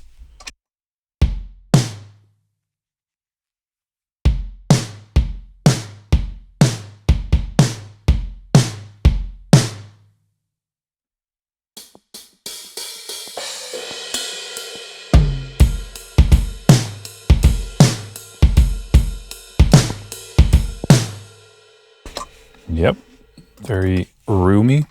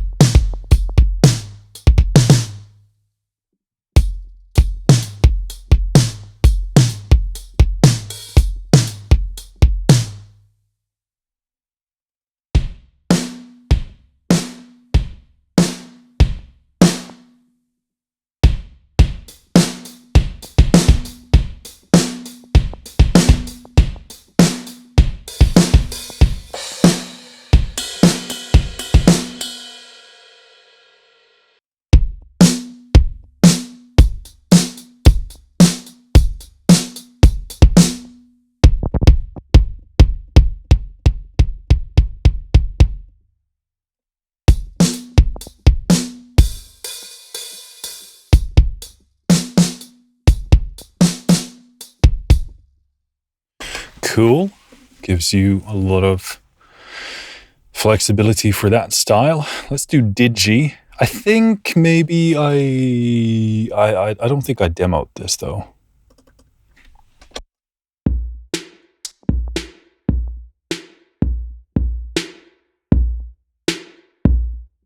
Ooh, I like this. This is kind of very tastefully.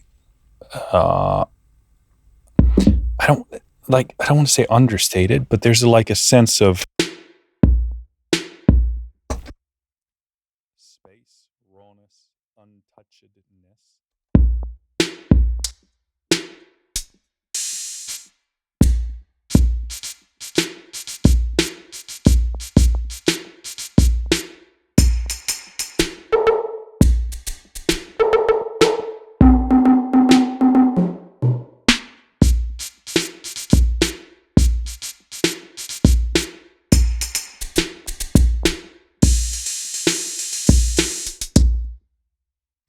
Very cool. Digital drum samples from Classic Lin, Tempest 808 and 909. Very cool. This is super useful stuff to have. And I think this actually makes the whole package. Is this part of the main package? It is, yes.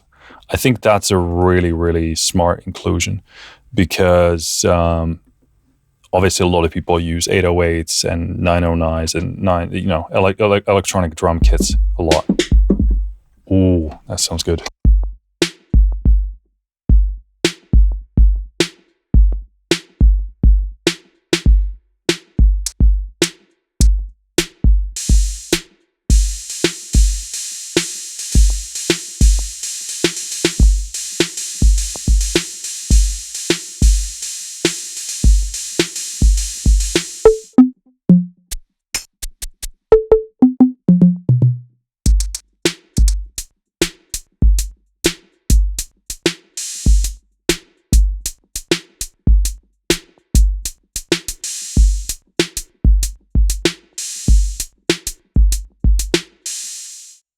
Very good. And again, it's like a lot of people, a lot of companies have tried to do 808s and have done 808s, but to make it full, to make it feel like warm and pleasant and impactful without getting brittle and harsh.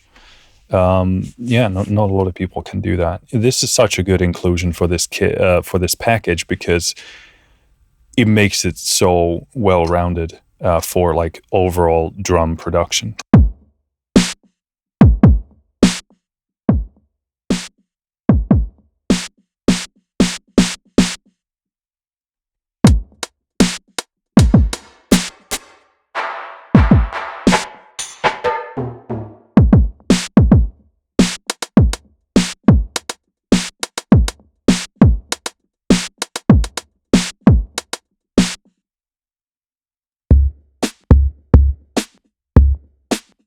Loving that snare.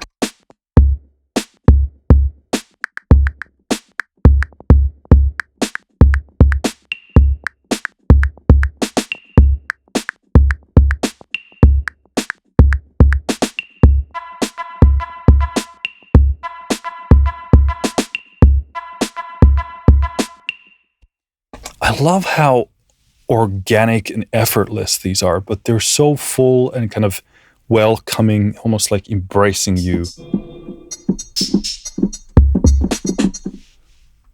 Yeah.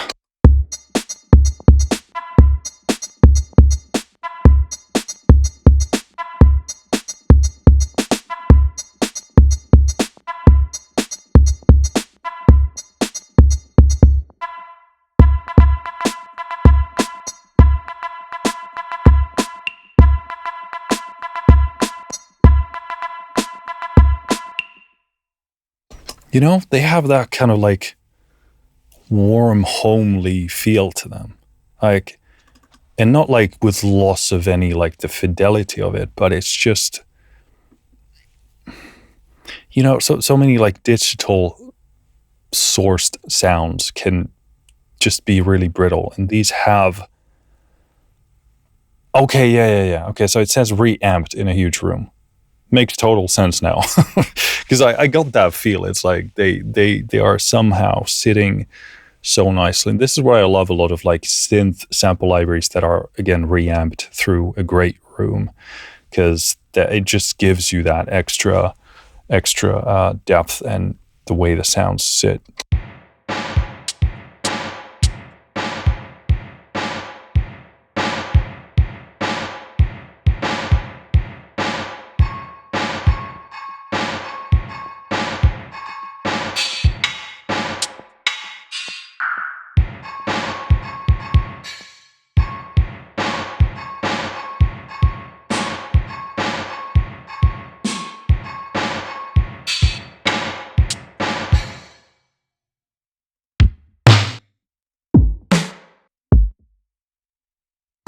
Cool. Let's do a bit of dirt. You have a couple of kits. Let's do dirt with a bit less than that.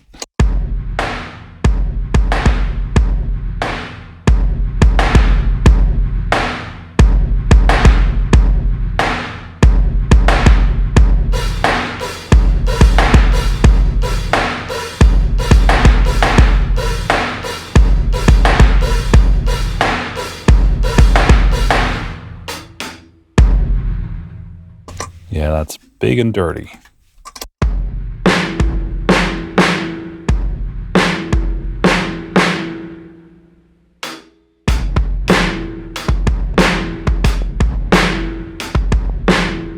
Maybe the snare is a bit loud to my taste.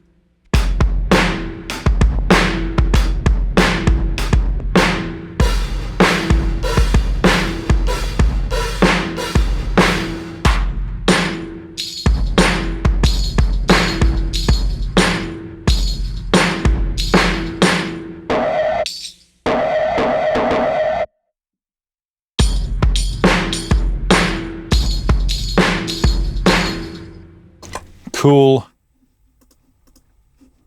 And it seems like we have dust. Seems really interesting as a concept to me. Dusty sounds from the bygone era. Recorded to tape using 1960s mic. Ooh, this is my jam. It has to be.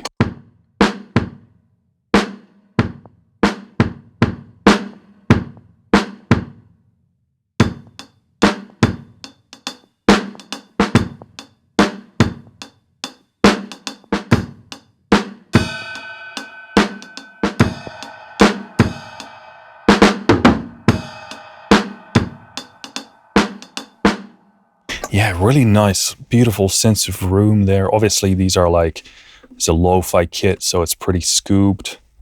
I mean, again, that kick is really good.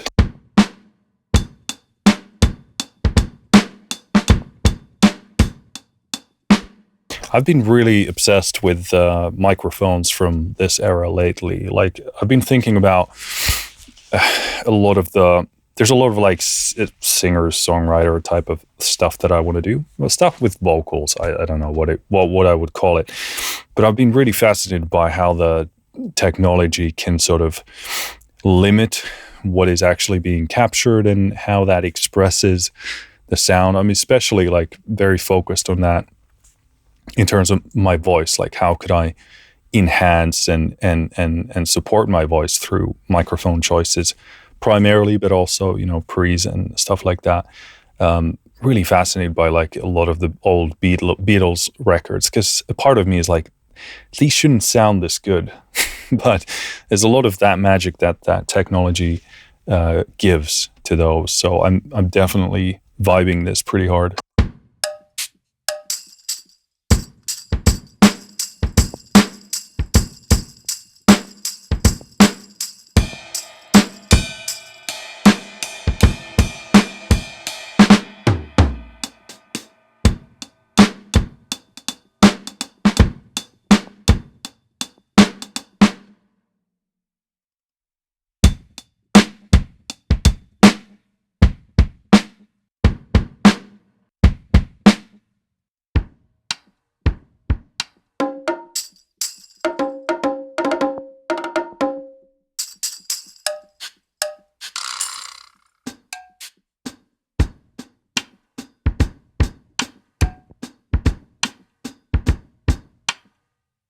Yeah, really good. But it's not overly like made into anything like too, what's the word that I'm looking for?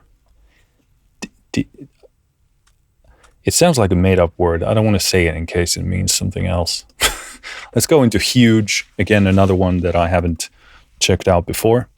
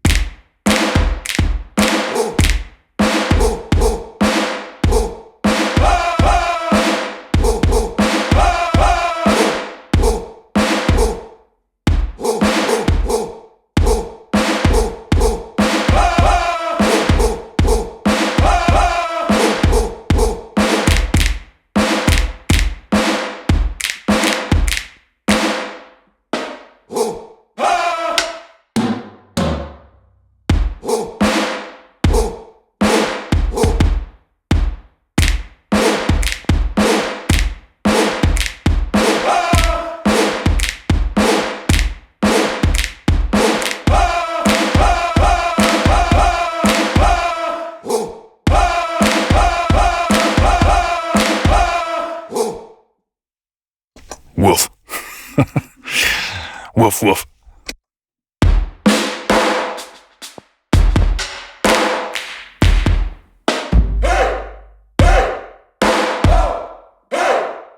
Sounds like a drunken Finnish man, like hey, roar.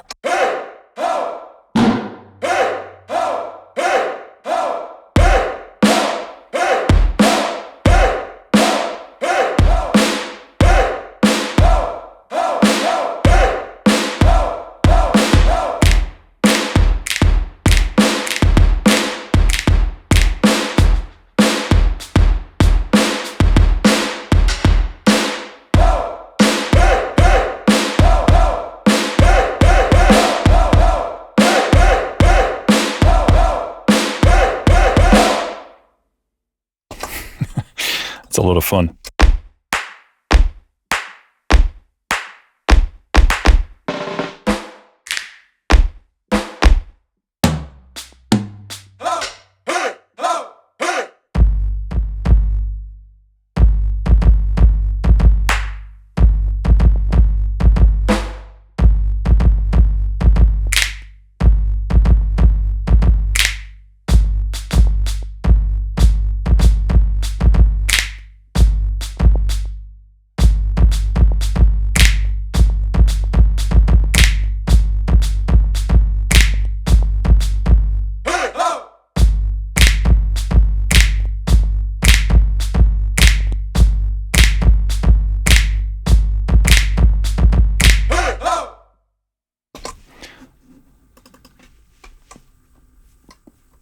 Yep.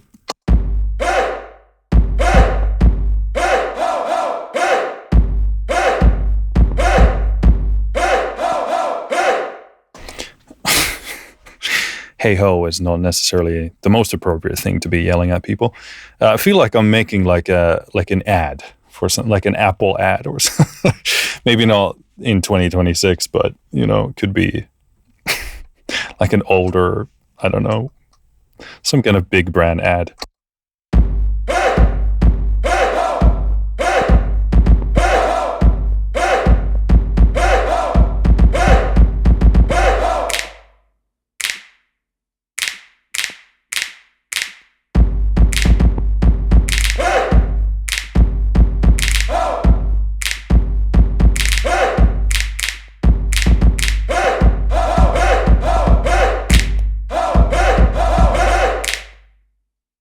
Yeah, it's a lot of fun. I like when you kind of throw in a weird sample in there and it kind of makes you think differently about things. Indie drums recorded in a garage with ribbon mics. Ooh, raw, roomy, and a little sloppy. It's just how I like it.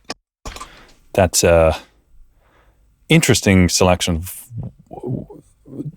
adjectives for sure.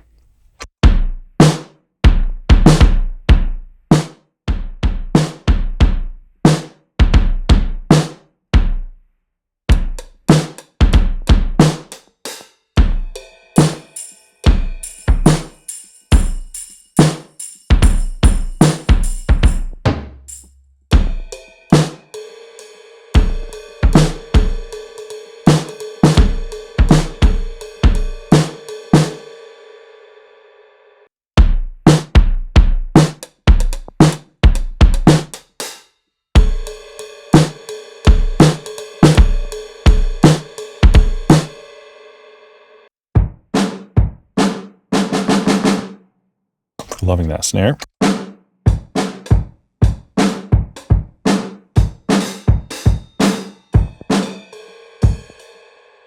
I love the room here. The sense of room is really well captured here.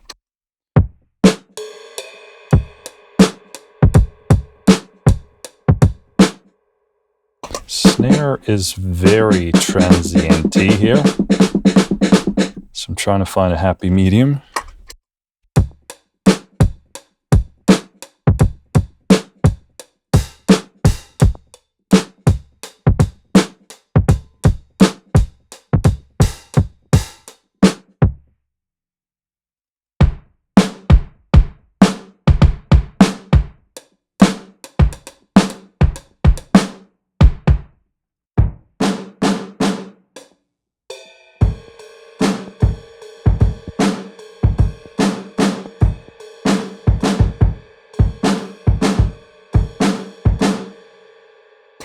Yeah, my fingies don't quite do what they usually do there.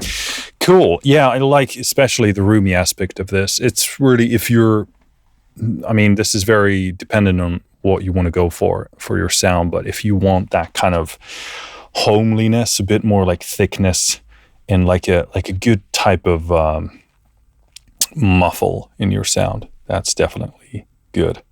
Cool. We kind of sampled from all of these, mainly playing the preset kits, but hey, that's what we usually do.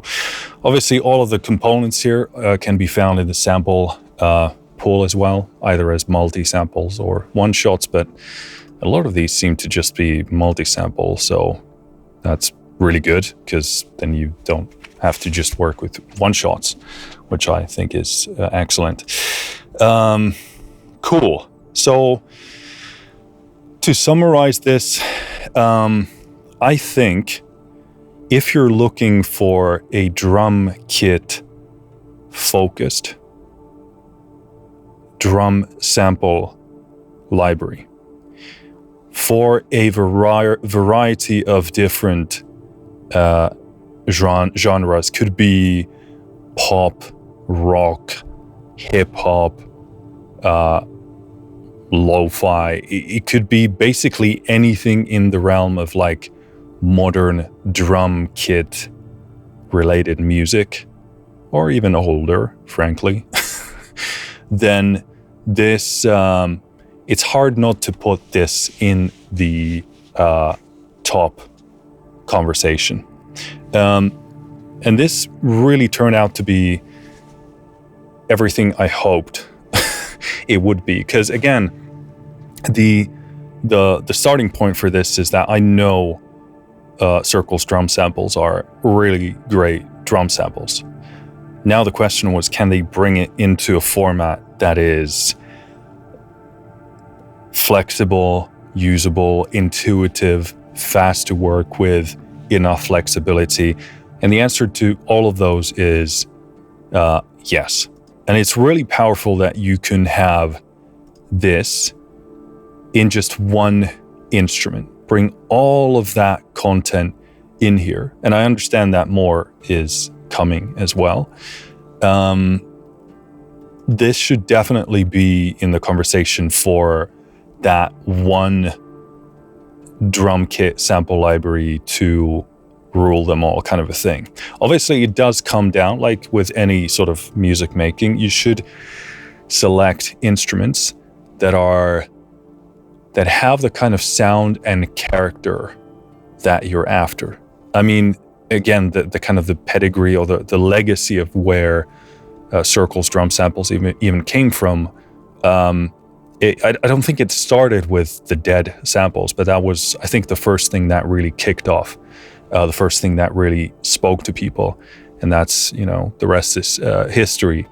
But that speaks to a very specific kind of taste and style, and every company does things their own way. But as I've discussed with Stefan from Circles, there aren't for some reason even a lot of companies that still today do a lot of like Dead sounding samples, like very controlled drum samples. A lot of them have like huge big reverbs and just like big sounding things, but they kind of miss on a lot of the magic that I think are in drums, which is the minutia, the small tiny textural details. And I want to hear and feel and experience the whole sound. I don't necessarily just want to have like a big generic sound. I want to have very like high specificity. And so I mean, a very long-winded way of saying, if the sounds of these speak to you, there isn't frankly a ton of competition in this or alternatives in this department. I personally obviously love the Circles sound. I personally love the Dead lineup a lot. It's just some of my favorites, period. So that should be really the number one thing that you're basing your decisions on in terms of what to get, because it does have its own sound, and for me, it's nothing but an upside. I am really, really happy. I mean, Dead Hi-Fi, I haven't played this before, this demo, but it turned out to be one of my favorites. I think it sounds superb. I was really impressed by the 1990 and the 2000 kits as well. They're not like just super specific to those time eras. They have a lot of flexibility.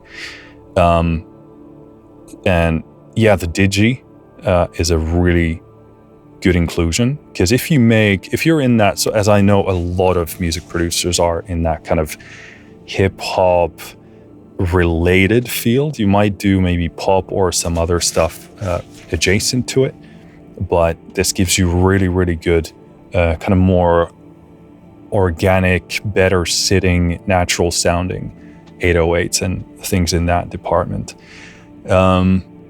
So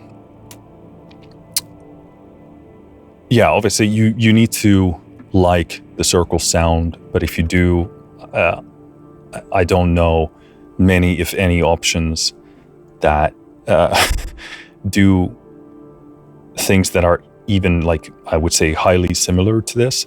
So yeah, if it speaks to you, then just I would go and get it, because there isn't anything like the samples themselves, which should be the foundation for your decision of what you purchase, obviously. Because, I mean, for a long time, people like myself and a lot of other producers simply used the samples, even though they weren't in this package, because they are that good. But now I think there's no more excuse for a lot of people to not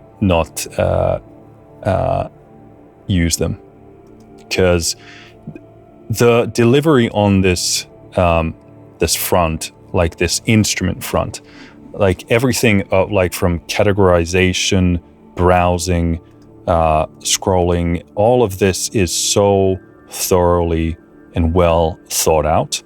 I'm actually really impressed by this. I didn't know anything specific about the development process or the cycle. I knew that it was going on, and I was like, I hope it goes well, because I love the samples, but if the instrument isn't good, I'm not gonna spare Stefan from the judgment of Marcus. So I expected something good, because he does things very meticulously, but I was like, can he deliver at that sort of level? And I'm really happy to report that he has, both at a personal level, as a friend, but also for you as a viewer. This is a really well thought out instrument. The only thing that I did have as a improvement suggestion regarding this browsing thing and the folders, etc., is a system to favorite these sounds. Because that would, as you're playing through this, you're going to bump into those favorite samples of yours. And this is an instrument where I see, like, it's so clear as day. When you bump into something you like, you know it immediately. You're like, yes, this is amazing. I love it, because there's no guesswork. With certain libraries, they sound good, but you sort of don't ever seem to land on an immediate, like, starstruck falling in love moment. But here, it's like you hear that snare you like, and you're like, oh yeah, I'm gonna keep that around, or that kick, or that hi-hat. So I would love a system here where I could immediately favorite individual samples, not just these preset kits, but even more so maybe the individual samples. And I would love a favoriting system on these pads here. So when you hover, you can see mute or solo, but I would love a star symbol here, so I could favorite that specific sample. And then you can obviously do saved kits for sure. So that's the end goal. And I could do that even now. But the process of getting there would be a lot nicer, easier, faster, smoother if I could favorite individual samples along the way as I'm getting to know these libraries and I'm using them. So I would love that. And then at the end of the day, I could go to my favorites folder and then construct my favorite kits as well and save these as these saved kits here. So I think that would be the only improvement that I can think of in terms of the instrument usability and the interface here. But like I said in the beginning, the interface is remarkably user-centric. I mean, because so for some reason I had this idea, because the Circles does branding really well. I would have expected more branding from this, but we only have this tiny Circles text and logo there. So this is, and at first I thought it should be a bit more branded than it is. But I mean, this is like I said, very user-centered, user-centric, and that is wonderful. That should be the number one priority, even if you're not even if you are a branding nerd like I am.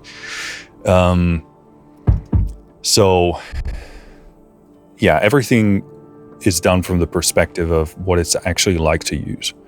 And that's wonderful. That's what you want your instruments to be, because at the end of the day, as cool and as nice as these are and as cool as the technology is, at the end of the day, it's about making music. And we want to make that process as smooth and pleasant and effective as possible. And that's what this does. Everything is super clean. Everything is super clear laid out. Not once did I look for where to find things, with the exception of me going into these dots here and then finding like copy, and I could paste that kick here on the tambourine as well. And then I was wondering, okay, where can I find the sample dragging system here? So again, you need to click on the sample before you can see the drag to pad thing, which I think you should be able to see immediately when you hover on something. But again, I can just drag stuff here and put it anywhere. And I was thinking about it through the pad, like I want to load something in here. But in reality, this system actually works a lot better, makes a lot of sense. So even that is wonderfully done. At the end of the day, the beats you drag as MIDI into your DAW, which makes this that's what everything should do. Obviously, if it's a sample-based, like an audio clip-based loop, then it would be, there we go. It would be not possible. This is the best way of doing it because I can drag MIDI into my DAW and then I can work that MIDI in any way I like. So I'm not stuck with audio. So again, perfectly done. And the mixer here, again, to me, this has like a DAW level pleasantness of how it looks and how it functions. It's just, I mean, the interface to me is like pretty much like a 10 out of 10. So, which just makes this like I can't think of any, I'm trying to think this through before I make a very strong statement, but I would struggle to not say that this is should be certainly very easily in your top 3, like one-stop shop, one drum instrument to rule them all, to cover your drum kit needs. And it's a very strong statement, but everything here is done just so thoroughly. I think with the complete pack, you get like a very wide selection of drum sounds, and I think more are being converted. This is not, don't quote me, but I got the impression that more are coming. I think more exist even already, but they're just not in the instrument yet. I'm not sure about that, but that's the impression I got. And obviously more libraries are going to come, so this is just going to continue to grow and expand. And let's actually go back to the pricing here. So if it stays at $349, I think that is extremely competitive, not only from like a quality standpoint for what you get, but just the scope and the breadth of sound. Obviously you get the circle sound, which again, no other company has that sound. So if that's your thing, then, just go for it. But this is a very, very competitive price if you think about it from the perspective of, I want to buy one drum sample library or drum virtual instrument that is going to cover all of my drum kit or adjacent needs. Certainly if you make music professionally or even like semi or close, it's not a big thing. But for those who aren't in that place, still something that you can save for, or do the rent to own, which I think is a really, really good option to have. Of course, you take care of your own finances. Don't buy stuff you can't afford, but I do find that to be very reasonable. And yeah, the core package, I think now that I've gone through all of the included libraries here, I think this is a really good set of things. Dead Hi-Fi was one of my favorites, period. A Digi inclusion is just great realization. Dead Digital, yeah, maybe so. Maybe I love Dead Volume 1 so much that I would probably love to see that in there. Not that Dead Volume 3 is not good, because that's probably my second favorite. Really, really solid. But yeah, this is very, as I said in the beginning, this seems very reasonable to me to get into here. But yeah, excellent work. I was very, very impressed by this. So I think we'll wrap it up there so I don't redundantly repeat any of my points. But yeah, very strong showing. And if you're looking for either like additional drum sounds in your arsenal in a extremely well curated set of samples that also have their own character, are superbly done in a great interface, in a great workflow. Certainly if you're looking for just one library, this has to be in that conversation. And if you're just looking to kind of fill in some gaps in your arsenal, this should definitely still be in that conversation, because nothing in this kind of instrument usability, flexibility, workflow front is going to be the issue. It's just if you like the sounds. And frankly, I love the sounds. So that's just going to be up to your taste to decide. Cool. This was a lot of fun. Not sure when this video is coming out, when this is even releasing, but if you're watching this, it means it is available to some extent, I'm sure. So let me know what you think of the sound of this. Let me know if you grabbed it and what you think of it. And let me know what you think of, I guess, Circles audio these days instead of Circles drum samples. Circles audio overall as a whole. As always, thank you for listening. Thank you for watching. I'll see you next time. Finished.